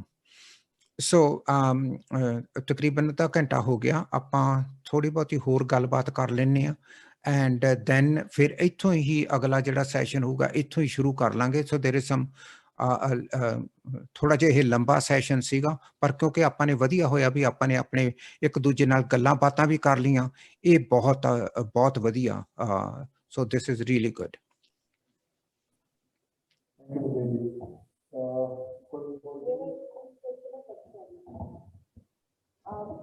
सर मेरा एक क्वेश्चन है टेक सेवी पे। ठीक है, कुछ पेरेंट्स ਨੂੰ ਇਨਫੋਰਮੇਸ਼ਨ ਨਹੀਂ ਹੁੰਦੀ ਕਿ ਟੈਕਨੋਲੋਜੀ ਬਾਰੇ, ਕਿੱਥੇ ਜਾ ਕੇ ਉਹ ਬੱਚਿਆਂ ਦੀ ਉਹ ਵੈਬਸਾਈਟਸ ਜਾਂ ਉਹ ਗੇਮਸ ਨੂੰ ਨੈਟਵਰਕ ਤੇ ਬਲੌਕ ਕਰ ਸਕਦੇ ਆ। But what happen with me, ਮੈਂ ਇੱਕ ਆਪਣੀ ਫਰੈਂਡ ਦੀ ਹੈਲਪ ਕੀਤੀ ਸੀ ਜਿੱਥੇ ਬੱਚੇ ਬਹੁਤ ਜ਼ਿਆਦਾ ਇਸ ਵੈਬਸਾਈਟ ਨੂੰ ਫੋਲੋ ਕਰਦੇ ਸੀ। ਮੈਂ ਉਹਨਾਂ ਦੇ ਨੈਟਵਰਕ ਤੇ ਜਾ ਕੇ ਬਲੌਕ ਕਰ ਦਿੱਤਾ। ਬਟ ਬੱਚਿਆਂ ਨੂੰ ਇਹ ਪਤਾ ਲੱਗ ਗਿਆ ਕਿ ਪੇਰੈਂਟਸ ਸਪਾਈ ਕਰ ਰਹੇ ਆ ਉਹਨਾਂ ਦੀਆਂ ਸਾਰੀਆਂ ਐਕਟੀਵਿਟੀਜ਼ ਤੇ। ਉਸ ਬੱਚੇ ਨੇ ਬੜਾ ਜ਼ਿਆਦਾ ਗੁੱਸਾ ਕੀਤਾ ਕਿ ਮੰਮਾ ਹਾਊ ਡੇਅਰ ਤੁਸੀਂ ਆਪਣੀ ਫਰੈਂਡ ਦੀ ਹੈਲਪ ਲਈ ਆ, ਯੂ ਆਰ ਸਪਾਈਂਗ।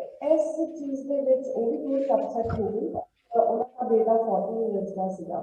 ਤੇ ਅਗਰ ਇਸ ਦੇ ਵਿੱਚ ਤੁਸੀਂ ਕੁਝ ਪੁਆਇੰਟਸ ਸ਼ੇਅਰ ਕਰਨਾ ਚਾਹੋਗੇ, ਕਿਸੇ ਟੈਕਨੋਲੋਜੀ ਜਿਹੜੀ ਐਜੂਕੇਸ਼ਨ ਉਹ ਬੱਚਿਆਂ ਨੂੰ ਕਿੱਦਾਂ ਦੇ ਸਕਦੀ, ਕਿਉਂਕਿ ਪੈਰੈਂਟਸ ਹਰ ਟਾਈਮ ਉਹਨਾਂ ਦੇ ਉੱਪਰ ਖੜ ਕੇ ਇਹ ਨਹੀਂ ਦੇਖ ਸਕਦੇ ਕਿ ਬੱਚੇ ਕੀ ਬਰਾਊਜ਼ ਕਰ ਰਹੇ ਆ, ਕਿਹੜੀਆਂ ਗੇਮਸ ਵੈਬਸਾਈਟ ਤੇ ਜਾ ਕੇ ਡਾਊਨਲੋਡ ਕਰ ਰਹੇ ਆ। Thank you.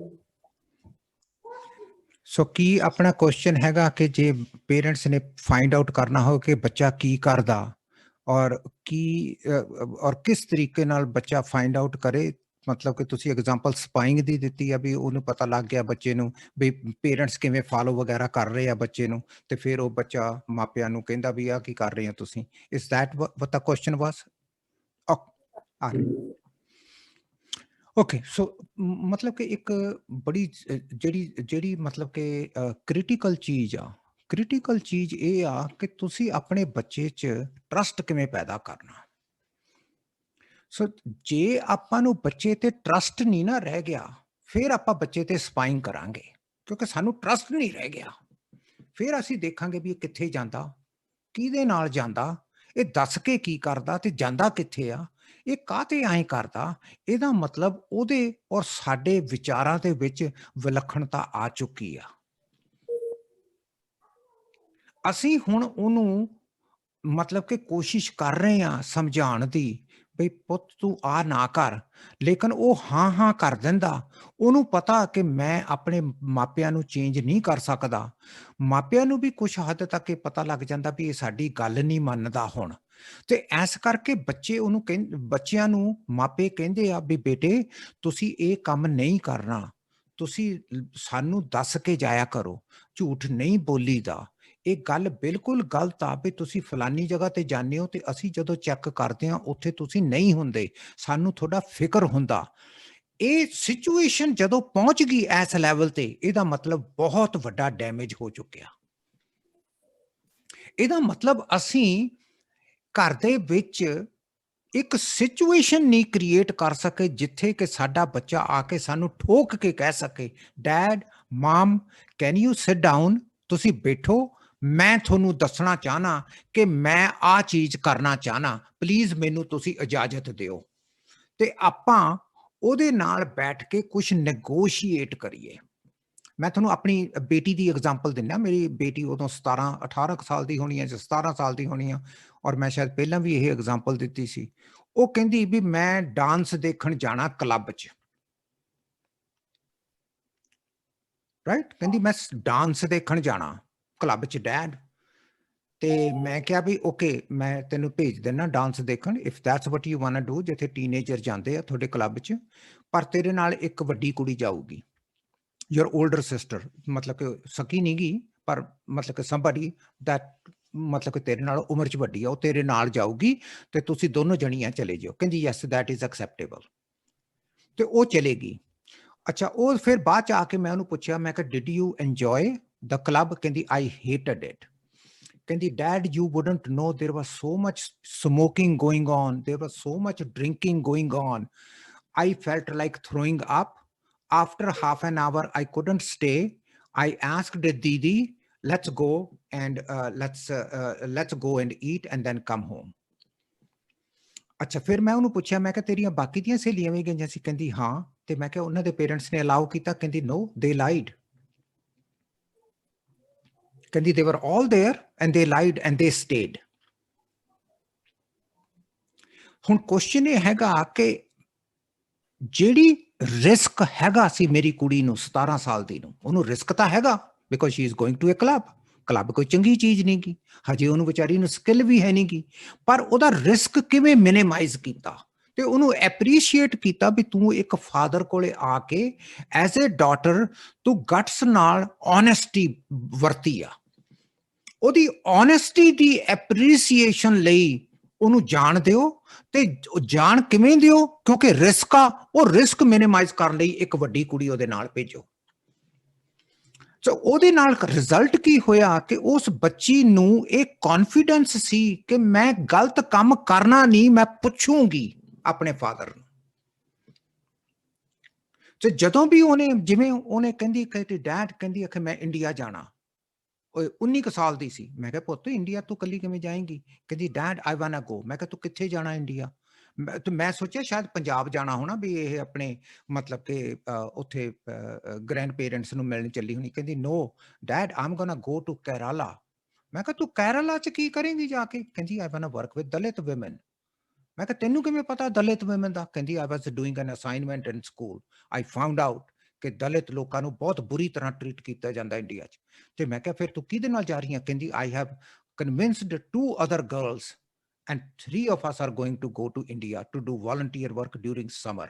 2 ਮਹੀਨੇ ਫਿਰ ਇਹ 19 ਸਾਲ ਦੀ ਸੀ, ਉਦੋਂ ਇਹ 2 ਮਹੀਨੇ ਇੰਡੀਆ ਲਾ ਕੇ ਆਈ, ਦਲਿਤ ਲੋਕਾਂ ਨਾਲ ਰਹੀ, ਉਹਨਾਂ ਦੀਆਂ ਝੌਂਪੜੀਆਂ 'ਚ ਸੁੱਤੀ, ਉਹਨਾਂ ਨੂੰ ਕੈਮਰੇ ਲੈ ਕੇ ਦਿੱਤੇ, ਇਹਨੇ ਟ੍ਰੇਨ ਕੀਤਾ, ਉਹ ਕੁੜੀਆਂ ਨੂੰ ਜਿਹੜੀਆਂ ਗਰੀਬ ਸੀਗੀਆਂ ਉਹਨਾਂ ਨੂੰ ਇਹਨੇ ਲਿੱਤਾ। ਸੋ ਉਹਦਾ ਰਿਜ਼ਲਟ ਕੀ ਸੀ? ਉਹਦਾ ਰਿਜ਼ਲਟ ਇਹ ਸੀ ਕਿ ਜਦੋਂ ਤੁਸੀਂ ਬੱਚੇ ਨੂੰ ਟਰਸਟ ਕਰਦੇ ਹੋ ਔਰ ਉਹਨੂੰ ਪਤਾ ਵੀ ਮੇਰੇ ਪੇਰੈਂਟਸ ਮੈਨੂੰ ਟਰਸਟ ਕਰਦੇ ਆ, ਉਹ ਗਲਤ ਕੰਮ ਨਹੀਂ ਕਰਦੀ, ਉਹਨੇ ਤੁਹਾਡਾ ਦਿਲ ਨਹੀਂ ਤੋੜਨਾ ਉਸ ਬੱਚੇ ਨੇ, ਕਿਉਂਕਿ ਤੁਸੀਂ ਉਹਦੇ ਤੇ ਟਰਸਟ ਕੀਤਾ ਐਬਸੋਲੂਟਲੀ। ਪਰ ਆਪਾਂ ਕੀ ਕਰਦੇ ਆ ਕਿ ਆਪਾਂ ਪਹਿਲਾਂ ਹੀ ਲੱਗ ਜਾਂਦੇ ਆ ਬੱਚੇ ਨੂੰ ਇਹ ਦੱਸਣ ਵੀ ਪੁੱਤ ਤੂੰ ਬਾਹਰ ਨਾ ਜਾਈਂ, ਦੇਖ ਆ ਕੋਈ ਚੰਗਾ ਕੰਮ ਥੋੜੀ ਹੁੰਦਾ ਕੁੜੀਆਂ ਲਈ ਵੀ ਤੂੰ ਐਵੇਂ ਕਲੱਬ 'ਚ ਜਾਈ ਜਾਂਦੀ ਆ, ਲੈ ਕੱਲ ਨੂੰ ਤੂੰ ਵੀ ਸ਼ਰਾਬ ਪੀਣ ਲੱਗ ਜਾਏਂਗੀ, ਨਾਲੇ ਉੱਥੇ ਤਾਂ ਗਲਤ ਕੰਮ ਹੁੰਦੇ ਆ ਕਲੱਬਾਂ 'ਚ, ਲੈ ਆਏ ਨਹੀਂ ਕਰੀਦਾ ਹੁੰਦਾ ਪੁੱਤ, ਇਹ ਤਾਂ ਜਦੋਂ ਤੂੰ ਵੱਡੀ ਹੋ ਗਈ, ਜਦੋਂ ਤੈਨੂੰ ਸਮਝ ਆ ਗਈ ਉਦੋਂ ਬਥੇਰੇ ਤੂੰ ਕਲੱਬ ਜੁਆਇਨ ਕਰੀ, ਪਰ ਅੱਜ ਕੱਲ ਨਾ ਤੂੰ ਕੁਛ ਕਰ। ਆ ਜਿਹੜੀ ਟੈਕਨੀਕ ਆ ਇਹ ਬੱਚੇ ਦੇ ਰਾਸ ਨਹੀਂ ਆਣੀ, ਕਿਉਂਕਿ ਉਹਨੂੰ ਪਤਾ ਲੱਗ ਗਿਆ ਵੀ ਯੂ ਆਰ ਨਾਟ ਟਰਸਟਿੰਗ ਹਰ।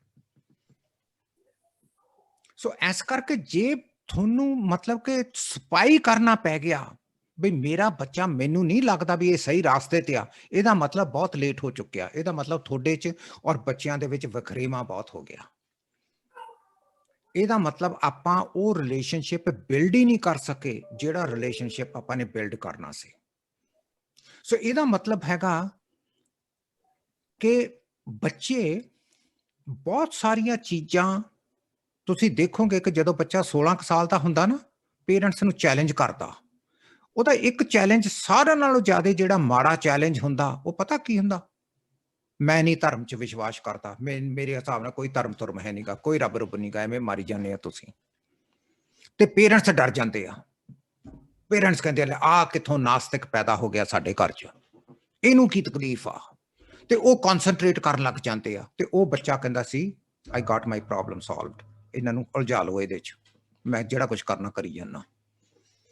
ਤੁਸੀਂ ਦੇਖੋਗੇ ਹਰ ਇੱਕ ਬੱਚਾ ਚੈਲੰਜ ਕਰਦਾ ਆਪਣੇ ਕਿਸੇ ਨਾ ਕਿਸੇ ਰੂਪ ਦੇ ਵਿੱਚ ਆਪਣੇ ਪੇਰੈਂਟਸ ਨੂੰ ਧਰਮ ਦੇ ਉੱਤੇ, ਉਹ ਚੈਲੰਜ ਕਰੂਗਾ ਹੀ ਕਰੂਗਾ, ਕਿਉਂਕਿ ਉਹਨੂੰ ਪਤਾ ਇਹ ਵੀਕ ਪੁਆਇੰਟ ਆ ਮੇਰੇ ਪੇਰੈਂਟਸ ਦਾ, ਇਹ ਵੀਕ ਪੁਆਇੰਟ ਆ। ਜਾਂ ਬੱਚਾ ਕਿਹਦੇ ਤੇ ਚੈਲੰਜ ਕਰਦਾ, ਹੌਲੀ ਇੱਕ ਦਿਨ ਪੁੱਛ ਲੈਂਦਾ, ਮਮ ਡੂ ਯੂ ਥਿੰਕ, ਜੇ ਕੁੜੀ ਆ ਤਾਂ ਮਮ ਨੂੰ ਪੁੱਛੂਗੀ, mum do you think dating is good? ਉਹ ਕਹੂਗੀ no, dating is not good. ਅੱਛਾ mom, did you date? ਉਹ ਕਹੂਗੀ no. Then how do you know dating is not good? ਫਸ ਗਏ ਆਪਾਂ ਜਦੀ। ਉਹ ਕਹੂਗੀ ਤੁਸੀਂ ਮਤਲਬ ਕਿ ਓਪੀਨੀਅਨ ਕਿਵੇਂ ਬਣਾ ਲਿਆ ਜੇ ਤੁਸੀਂ ਕੀਤੀ ਨਹੀਂ date? Why are you making an opinion? Why are you forming an opinion? ਕਿਉਂਕਿ ਜਿਹੜੇ ਇੱਥੋਂ ਦੇ ਬੱਚੇ ਆ ਬਹੁਤ ਰੈਸ਼ਨਲ ਆ, ਉਹ ਸੋਚ ਸਮਝ ਕੇ ਆਉਂਦੇ ਆ, ਉਹਨਾਂ ਨੇ ਬਕਾਇਦਾ ਖੋਜ ਕੀਤੀ ਹੁੰਦੀ ਆ, ਤੇ ਅਸੀਂ ਭਾਵਕ ਹੋ ਕੇ ਪਹਿਲਾਂ ਹੀ ਕਹਿ ਦਿੰਦੇ ਆ ਵੀ ਨਹੀਂ ਡੇਟਿੰਗ ਡੂਟਿੰਗ ਨਹੀਂ ਕਰੀਦੀ ਹੁੰਦੀ। ਸੋ ਇਸ ਕਰਕੇ ਬਹੁਤ ਇੰਪੋਰਟੈਂਟ ਆ ਕਿ ਕਈ ਵਾਰੀ ਮੈਂ ਆਪਣੀ ਜ਼ਿੰਦਗੀ 'ਚ ਤਕਰੀਬਨ ਹੁੰਦਾ ਜਦੋਂ ਮੇਰੇ ਬੱਚਿਆਂ ਨੇ ਅਨਐਕਸਪੈਕਟਡਲੀ ਮੈਨੂੰ ਕੋਈ ਕੁਐਸਚਨ ਪੁੱਛਿਆ, ਮੈਂ ਤਾਂ ਇਹ ਲੜ ਬੰਨਿਆ ਹੋਇਆ ਸੀਗਾ ਆਪਣੇ ਇਹ ਤਜਰਬਾ, ਕਦੇ ਉਹਨਾਂ ਨੂੰ ਆਨਸਰ ਨਾ ਕਰੋ ਕਿਉਂਕਿ ਫਸ ਜਾਓਗੇ, ਆਨਸਰ ਹੀ ਨਾ ਕਰੋ, ਉਹਨਾਂ ਨੂੰ ਕਹੋ ਪੁੱਤ ਹਾਂ ਇਹ ਤੇਰਾ ਕੁਐਸਚਨ ਬੜਾ ਜ਼ਬਰਦਸਤ ਆ, ਥੋੜਾ ਜਿਹਾ ਹੋਰ ਦੱਸੇਗਾ? ਉਹ ਫਿਰ ਆਪਣਾ ਥੋੜਾ ਜਿਹਾ ਹੋਰ ਐਕਸਪਲੇਨ ਕਰਨਗੇ, ਪੁੱਤ ਇਹ ਤੇਰਾ ਕੁਐਸਚਨ ਨਾ ਬੜਾ ਡੂੰਘਾ, let me come back to you. ਫਿਰ ਤੁਸੀਂ ਸੋਚੋ ਜੇ ਮੈਂ ਇਹਦਾ ਆਨਸਰ ਦਿੱਤਾ ਤੇ ਜੇ ਇਹਨੇ ਮੈਨੂੰ ਅੱਗਿਓਂ ਆਹ ਕਹਿਤਾ ਫਿਰ ਮੈਂ ਕਿੱਥੇ ਖੜੂੰਗਾ। ਪਹਿਲਾਂ ਤੁਹਾਨੂੰ ਸਵੈ ਪੜਚੋਲ ਕਰਨੀ ਪਊਗੀ, ਕਿਤੇ ਉਹ ਤੁਹਾਨੂੰ ਟੈਸਟ ਤਾਂ ਨਹੀਂ ਕਰੀ ਜਾਂਦਾ, ਕਿਉਂਕਿ ਜਦੋਂ ਆਪਾਂ ਕਹਿੰਦੇ ਆ ਵੀ ਆਪਾਂ ਅੱਛੇ ਰੋਲ ਮਾਡਲਿੰਗ ਕਰੀਏ ਤਾਂ ਕੀ ਵਾਕਿਆ ਹੀ ਅੱਛੀ ਰੋਲ ਮਾਡਲਿੰਗ ਕਰਦੇ ਆ? ਸੋ ਉਹ ਜਿਹੜੇ ਬੱਚੇ ਆ ਉਹ ਮਤਲਬ ਕਿ ਉਹ ਇਸ ਚੀਜ਼ ਨੂੰ ਬਹੁਤ ਜ਼ਿਆਦਾ ਓਬਜ਼ਰਵ ਕਰਦੇ ਆ। ਸੋ ਤੁਹਾਡਾ ਕੰਮ ਹੈਗਾ ਕਿ ਤੁਸੀਂ ਆਪਣਾ ਰਿਲੇਸ਼ਨਸ਼ਿਪ ਬਿਲਡ ਕਰਨਾ ਟਰਸਟ ਦਾ। ਟਰਸਟ ਹੈਗਾ ਤੁਹਾਨੂੰ ਕਿ ਨਹੀਂ ਬੱਚੇ ਤੇ? ਜੇ ਬੱਚੇ ਤੇ ਟਰਸਟ ਨਹੀਂਗਾ ਤਾਂ ਫਿਰ ਆ ਜਿਹੜੇ ਸਪਾਈਂਗ ਕਰਦੇ ਆ ਜਾਂ ਹੋਰ ਕਈ ਕੁਝ ਕਰਦੇ ਆ, ਅੱਜ ਕੱਲ ਤਾਂ ਬਹੁਤ ਐਪ ਮਿਲਦੇ ਆ ਬੱਚੇ ਨੂੰ ਦੱਸ ਕੇ ਕੀਤਾ। ਜਾਨੀ ਮੇਰੇ ਵੱਡੇ ਬੇਟੇ ਨੇ, ਸਾਡੀ ਜਿਹੜੀ ਵੱਡੀ ਗ੍ਰੈਂਡ ਡਾਟਰ ਆ ਉਹ 14 ਸਾਲ ਦੀ ਹੋ ਗਈ ਹੁਣ, ਟੈਲਨ, ਉਹਨੂੰ ਸੈੱਲਫੋਨ ਮਿਲਿਆ ਹੋਇਆ ਆਈਫੋਨ ਦਾ, ਉਹਦੇ ਕੋਲੇ ਆਈਫੋਨ ਦਾ ਸੈੱਲ ਆ, ਉਹਦੇ ਤੇ ਉਹਨੇ ਐਪ ਪਵਾਇਆ ਹੋਇਆ, ਉਹਨੂੰ ਕੁੜੀ ਨੂੰ ਵੀ ਪਤਾ, ਸਾਡੀ ਗ੍ਰੈਂਡ ਡਾਟਰ ਨੂੰ ਪਤਾ ਵੀ ਇਹਦੇ ਤੇ ਡੈਡ ਨੇ ਐਪ ਪਾਇਆ। ਉਹ ਜਦੋਂ ਵੀ ਕੁਝ ਕਰਦੀ ਆ, ਉਹਨੇ ਅਗਰ ਵੈਬਸਾਈਟ ਖੋਲੀ ਆ, ਮੇਰੇ ਸਨ ਨੂੰ ਉਹਦੀ ਆ ਜਾਂਦੀ ਆ ਬਈ ਉਸਨੇ ਵੈਬਸਾਈਟ ਖੋਲ ਲਈ। ਜਦੋਂ ਉਹਨੇ ਕਿਸੇ ਨੂੰ ਟੈਕਸਟ ਮੈਸੇਜ ਕੀਤਾ, ਉਹ ਟੈਕਸਟ ਮੈਸੇਜ ਦੀ ਕਾਪੀ ਇਹਨੂੰ ਆ ਜਾਂਦੀ ਆ ਵੀ ਇਹਨੇ ਆਹ ਟੈਕਸਟ ਮੈਸੇਜ ਕੀਤਾ, ਪਰ ਉਹਨੂੰ ਦੱਸਿਆ ਹੋਇਆ ਵੀ this is what we are doing because we want to keep you safe. ਤੇ ਉਹਨੇ ਕੀ ਕੀਤਾ, ਕਿਉਂਕਿ ਉਹਨੂੰ ਛੋਟੇ ਹੁੰਦੇ ਨੂੰ ਦਿੱਤਾ ਸੀ, ਸ਼ੀ ਵਾਜ਼ ਓਨਲੀ 8 years old ਜਦੋਂ ਉਹਨੂੰ ਸੈੱਲਫੋਨ ਮਿਲਿਆ ਹੋਇਆ, ਉਦੋਂ ਦੇ ਉਹਨੂੰ ਉਹ ਨਾਲ, ਮਤਲਬ ਕਿ ਮੇਰਾ ਬੇਟਾ ਉਹਨੂੰ ਨਾਲ ਰੱਖਦਾ ਉਹਨੂੰ ਟ੍ਰੇਨ ਕਰ ਲਿਆ। ਹੁਣ ਉਹ 14 ਸਾਲ ਦੀ ਬਹੁਤ ਟ੍ਰੇਨ ਹੋ ਗਈ। ਤੇ ਉਹ ਕਈ ਵਾਰੀ ਆਪਣੇ ਡੈਡ ਨੂੰ ਪੁੱਛਦੀ ਸੀ, ਡੈਡ ਮੇਰੇ ਫਰੈਂਡ ਨੇ ਆ ਮੈਨੂੰ ਮੈਸੇਜ ਕੀਤਾ, ਹਾਊ ਸ਼ੁਡ ਆਈ ਆਨਸਰ? ਉਹ ਕਹਿੰਦਾ ਤੂੰ ਇਹਨੂੰ ਐਂ ਆਨਸਰ ਕਰ ਦੇ। So she has become tech savvy, that's called becoming tech savvy. ਉਹਨੂੰ ਆਨਸਰ ਕਰਨੇ ਆ ਗਏ, ਪਰ ਉਹਨੇ ਬਹੁਤ ਜ਼ਿਆਦਾ ਆਪਣੇ ਬੱਚੇ ਨਾਲ ਮਿਹਨਤ ਕੀਤੀ। ਇੰਨਾ ਫਾਦਰ ਟਾਈਮ ਨਹੀਂ ਸਪੈਂਡ ਕਰ ਸਕਦਾ ਜਿੰਨਾ ਉਹਨੇ ਕੀਤਾ, ਜਿੰਨਾ ਉਹਦੇ ਕੋਲੇ ਹੈਗਾ, because he is an artist, ਉਹਦੇ ਕੋਲ ਟਾਈਮ ਹੈਗਾ, and he spends lots and lots of time with her, right? So literally ਉਹਨੇ ਮਤਲਬ ਕਿ ਉਹ ਕੁੜੀ ਦੀ ਪਰਵਰਿਸ਼ ਆਪੇ ਹੀ ਕੀਤੀ ਆ ਉਸ ਬੱਚੇ ਨੇ। ਸੋ ਉਸ ਸੈਂਸ ਦੇ ਵਿੱਚ ਇਹ ਬਹੁਤ ਇੰਪੋਰਟੈਂਟ ਆ ਕਿ ਆਪਾਂ ਕਿਸ ਤਰੀਕੇ ਨਾਲ ਬੱਚੇ ਨੂੰ ਰਿਸਪੌਂਸਿਬਿਲਿਟੀ ਬਣਾਉਣੀ ਆ। ਟੈਕਨੋਲੋਜੀ ਦੇ ਬਿਨਾਂ ਆਪਣੇ ਬੱਚਿਆਂ ਨੇ ਅੱਗੇ ਨਹੀਂ ਵਧਣਾ। ਡਰੋ ਨਾ ਟੈਕਨੋਲੋਜੀ ਤੋਂ, ਬੱਚੇ ਦੇ ਨਾਲ ਮਿਲ ਕੇ ਬੱਚੇ ਨੂੰ ਗਾਈਡ ਕਰੋ, ਉਹਨੂੰ ਰਿਸਪੌਂਸਿਬਲ ਬਣਾਓ। ਉਹਨੂੰ ਹੁਣ ਉਹ ਬੱਚੀ ਆ ਜਿਹੜੀ ਸਾਡੀ ਵੱਡੀ ਜਿਹੜੀ ਗ੍ਰੈਂਡ ਡਾਟਰ, ਛੋਟੀ ਸਾਡੀ ਥੋੜੀ ਜਿਹੀ ਜ਼ਿਆਦਾ ਕਹਿ ਸਕਦੇ ਹੋ ਤੁਸੀਂ ਟਰਬਲ ਮੇਕਰ ਆ, ਪਰ ਵੱਡੀ ਬਹੁਤ ਵਧੀਆ। ਜਾਣੀ ਉਹਨੇ ਆਪਣੇ ਆਪ ਹੀ ਟੀਵੀ ਬੰਦ ਕਰ ਦੇਣਾ 15-20 ਮਿੰਟ ਬਾਅਦ, ਅੱਧੇ ਘੰਟੇ ਬਾਅਦ। 14 ਸਾਲ ਦੀ ਆ ਉਹ। ਜੇ ਉਹਨੇ ਕਹਿਣਾ ਤੇ ਉਹਨੇ ਕਹਿਣਾ ਮਮ ਲੈਟਸ ਵਾਚ ਅ ਮੂਵੀ। ਉਹਨੇ ਕੁਝ ਵੀ ਕਰਨਾ, ਉਹਨੇ ਮਮ ਡੈਡ ਮੈਨੂੰ, ਗ੍ਰੈਂਡ ਮਦਰ ਨੂੰ, ਹੋਰ ਆਪਣੀ ਕਜ਼ਨ ਨੂੰ, ਕਿਸੇ ਨੂੰ ਕੋਲ ਕਾਲ ਰੱਖ ਕੇ ਉਹਨੇ ਕਰਨਾ, and she is comfortable doing that. ਔਰ ਉਹਦੀ ਜਾਨੀ ਇੰਨੀ ਸੈਲਫ ਅਸਟੀਮ ਹੈਗੀ ਆ। ਮੈਂ ਕਹਿੰਦਾ ਵੀ ਉਹ, ਕਿਉਂਕਿ ਜਿੰਨਾ ਆਪਾਂ, ਮੈਂ ਤਾਂ ਇਸ ਕਨਕਲੂਜਨ ਤੇ ਪਹੁੰਚਿਆ, ਮੈਂ ਵੀ ਇੰਨਾ ਟਾਈਮ ਨਹੀਂ ਸੀ ਸਪੈਂਡ ਕੀਤਾ ਆਪਣੇ 3 ਬੱਚਿਆਂ ਨਾਲ, ਕਿਉਂਕਿ ਮੇਰੀ ਜ਼ਿੰਦਗੀ ਦਾ ਰੁਖ ਕੋਈ ਹੋਰ ਸੀਗਾ। ਸੋ ਪ੍ਰਡੋਮੀਨੈਂਟਲੀ ਮੇਰੀ ਵਾਈਫ ਨੇ 3 ਬੱਚੇ ਪਾਲੇ ਆ, ਤੇ ਮੇਰਾ ਤਾਂ ਥੋੜਾ ਜਿਹਾ ਬੇਟੀ ਨੂੰ ਪਰਵਰਿਸ਼ ਕਰਨ 'ਚ ਮੇਰਾ ਰੋਲ ਹੈਗਾ, ਪਰ ਬੇਟਿਆਂ ਨੂੰ ਮੇਰੀ ਵਾਈਫ ਨੇ ਦੋਨਾਂ ਨੂੰ ਪਾਲਿਆ। ਸੋ ਉਸ ਸੈਂਸ ਦੇ ਵਿੱਚ ਮੈਂ ਇਹ ਨੋਟ ਕੀਤਾ ਕਿ ਜਿੰਨਾ ਜ਼ਿਆਦਾ ਫਾਦਰ ਆਪਣੇ ਬੱਚਿਆਂ ਨੂੰ ਟਾਈਮ ਦਊਗਾ, ਉਹ ਬੱਚੇ ਉਨੇ ਜ਼ਿਆਦਾ ਹੀ ਪੇਰੈਂਟਸ ਦੇ ਕਲੋਜ਼ ਹੋਣਗੇ, ਕਿਉਂਕਿ ਮਦਰ ਤਾਂ ਦਿੰਦੀ ਆ, ਮਦਰ ਕੋਲੇ ਤਾਂ ਚੋਇਸ ਹੀ ਕੋਈ ਨਹੀਂ ਨਾ, ਉਹਨੇ ਤਾਂ ਦੇਣਾ ਹੀ ਦੇਣਾ। ਪਰ ਕੁਐਸਚਨ ਇਹ ਹੈਗਾ ਕਿ ਫਾਦਰ ਕਿੰਨਾ ਕੁ ਟਾਈਮ ਦਿੰਦਾ। What does father do? ਕਿ ਫਾਦਰ ਉਹਨਾਂ ਨੂੰ ਸਿਖਾਉਂਦਾ ਕੁਝ, ਟੀਚੇਬਲ ਸਕਿੱਲਸ ਹੈਗੀਆਂ ਫਾਦਰ ਤੋਂ ਉਹਨਾਂ ਨੇ ਲਿੱਤੀਆਂ। ਜੇ ਫਾਦਰ ਕਾਰ ਧੋਂਦਾ ਤਾਂ ਕੀ ਫਾਦਰ ਆਪਣੇ 3 ਸਾਲ ਦੀ ਕੁੜੀ ਨੂੰ ਨਹੀਂ ਕਹਿ ਸਕਦਾ ਵੀ ਆ ਜਾ ਨਾਲ, ਆ ਸਾਫ਼ ਕਰ ਕਾਰ ਮੇਰੇ ਨਾਲ? ਜੇ ਫਾਦਰ ਕਾਰ ਦਾ ਤੇਲ ਚੇਂਜ ਕਰਾਉਣ ਚੱਲਿਆ ਤਾਂ ਆਪਣੀ ਕੁੜੀ ਨੂੰ ਜਾਂ ਮੁੰਡੇ ਨੂੰ ਨਾਲ ਲੈ ਜਾਵੇ, ਚਾਹੇ ਉਹ 3 ਸਾਲ ਦਾ ਤੇ ਭਾਵੇਂ ਉਹ 13 ਸਾਲ ਦਾ। ਉਹਨੂੰ ਕਹੇ ਚੱਲ ਤੈਨੂੰ ਅੰਕਲ ਨੂੰ ਮਿਲਾ ਕੇ ਲਿਆਵਾਂ, ਆ ਦੇਖ ਕਿਵੇਂ ਕਾਰ ਦਾ ਤੇਲ ਚੇਂਜ ਹੁੰਦਾ। ਇਹ ਤੇਰੀ ਵੀ ਰਿਸਪੌਂਸਿਬਿਲਿਟੀ ਬਣਨੀ ਹੈ ਜਦੋਂ ਤੂੰ ਵੱਡਾ ਹੋਏਗਾ ਤੇ ਕਾਰ ਖਰੀਦੇਗਾ। This is something that you have to do. ਜਦੋਂ ਵੀ ਆਪਾਂ ਘਰ 'ਚ ਕੁਝ ਕਰਦੇ ਹਾਂ, ਤੁਸੀਂ ਪੇਂਟ ਕਰਨਾ, ਉਹਨੂੰ ਕਹੋ ਆ ਦੀਵਾਰ ਤੇਰੇ ਕਮਰੇ ਦੀ ਦੀਵਾਰ ਆ, ਪੇਂਟ ਕਰ, it's your job to paint. ਉਹਨੂੰ ਦਿਓ, ਉਹ ਇਸ ਚੀਜ਼ ਨੂੰ ਕਰੇ।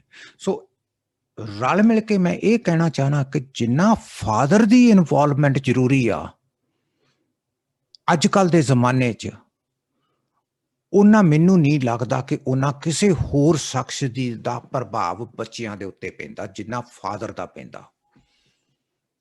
ਔਰ ਜੇ ਮਤਲਬ ਕਿ ਆਪਾਂ ਚਾਹੁੰਦੇ ਹਾਂ ਕਿ ਸਾਡੀਆਂ ਕੁੜੀਆਂ ਅਸਰਟਿਵ ਹੋਣ, ਸਾਡੇ ਮੁੰਡੇ ਅਸਰਟਿਵ ਹੋਣ, ਕੰਪੈਸ਼ਨੇਟ ਹੋਣ, ਕਾਈਂਡ ਤੇ ਕੇਅਰਿੰਗ ਹੋਣ, ਫਿਰ ਫਾਦਰਸ ਨੂੰ ਰੋਲ ਮਾਡਲ ਬਣਨਾ ਪੈਣਾ ਬੱਚਿਆਂ ਦੇ ਵਾਸਤੇ। ਫਾਦਰਸ ਨੂੰ ਇਹ ਕਰਨਾ ਪੈਣਾ, ਫਾਦਰਸ ਨੂੰ ਬਹੁਤ ਟਾਈਮ ਦੇਣਾ ਪੈਣਾ, ਬੈਠਣਾ ਪੈਣਾ, ਉੱਠਣਾ ਪੈਣਾ। That's what they have to do. That's what I think what we have to do. So that's basically what I wanted to do. Any comments, any suggestions, anything that would be really good. I think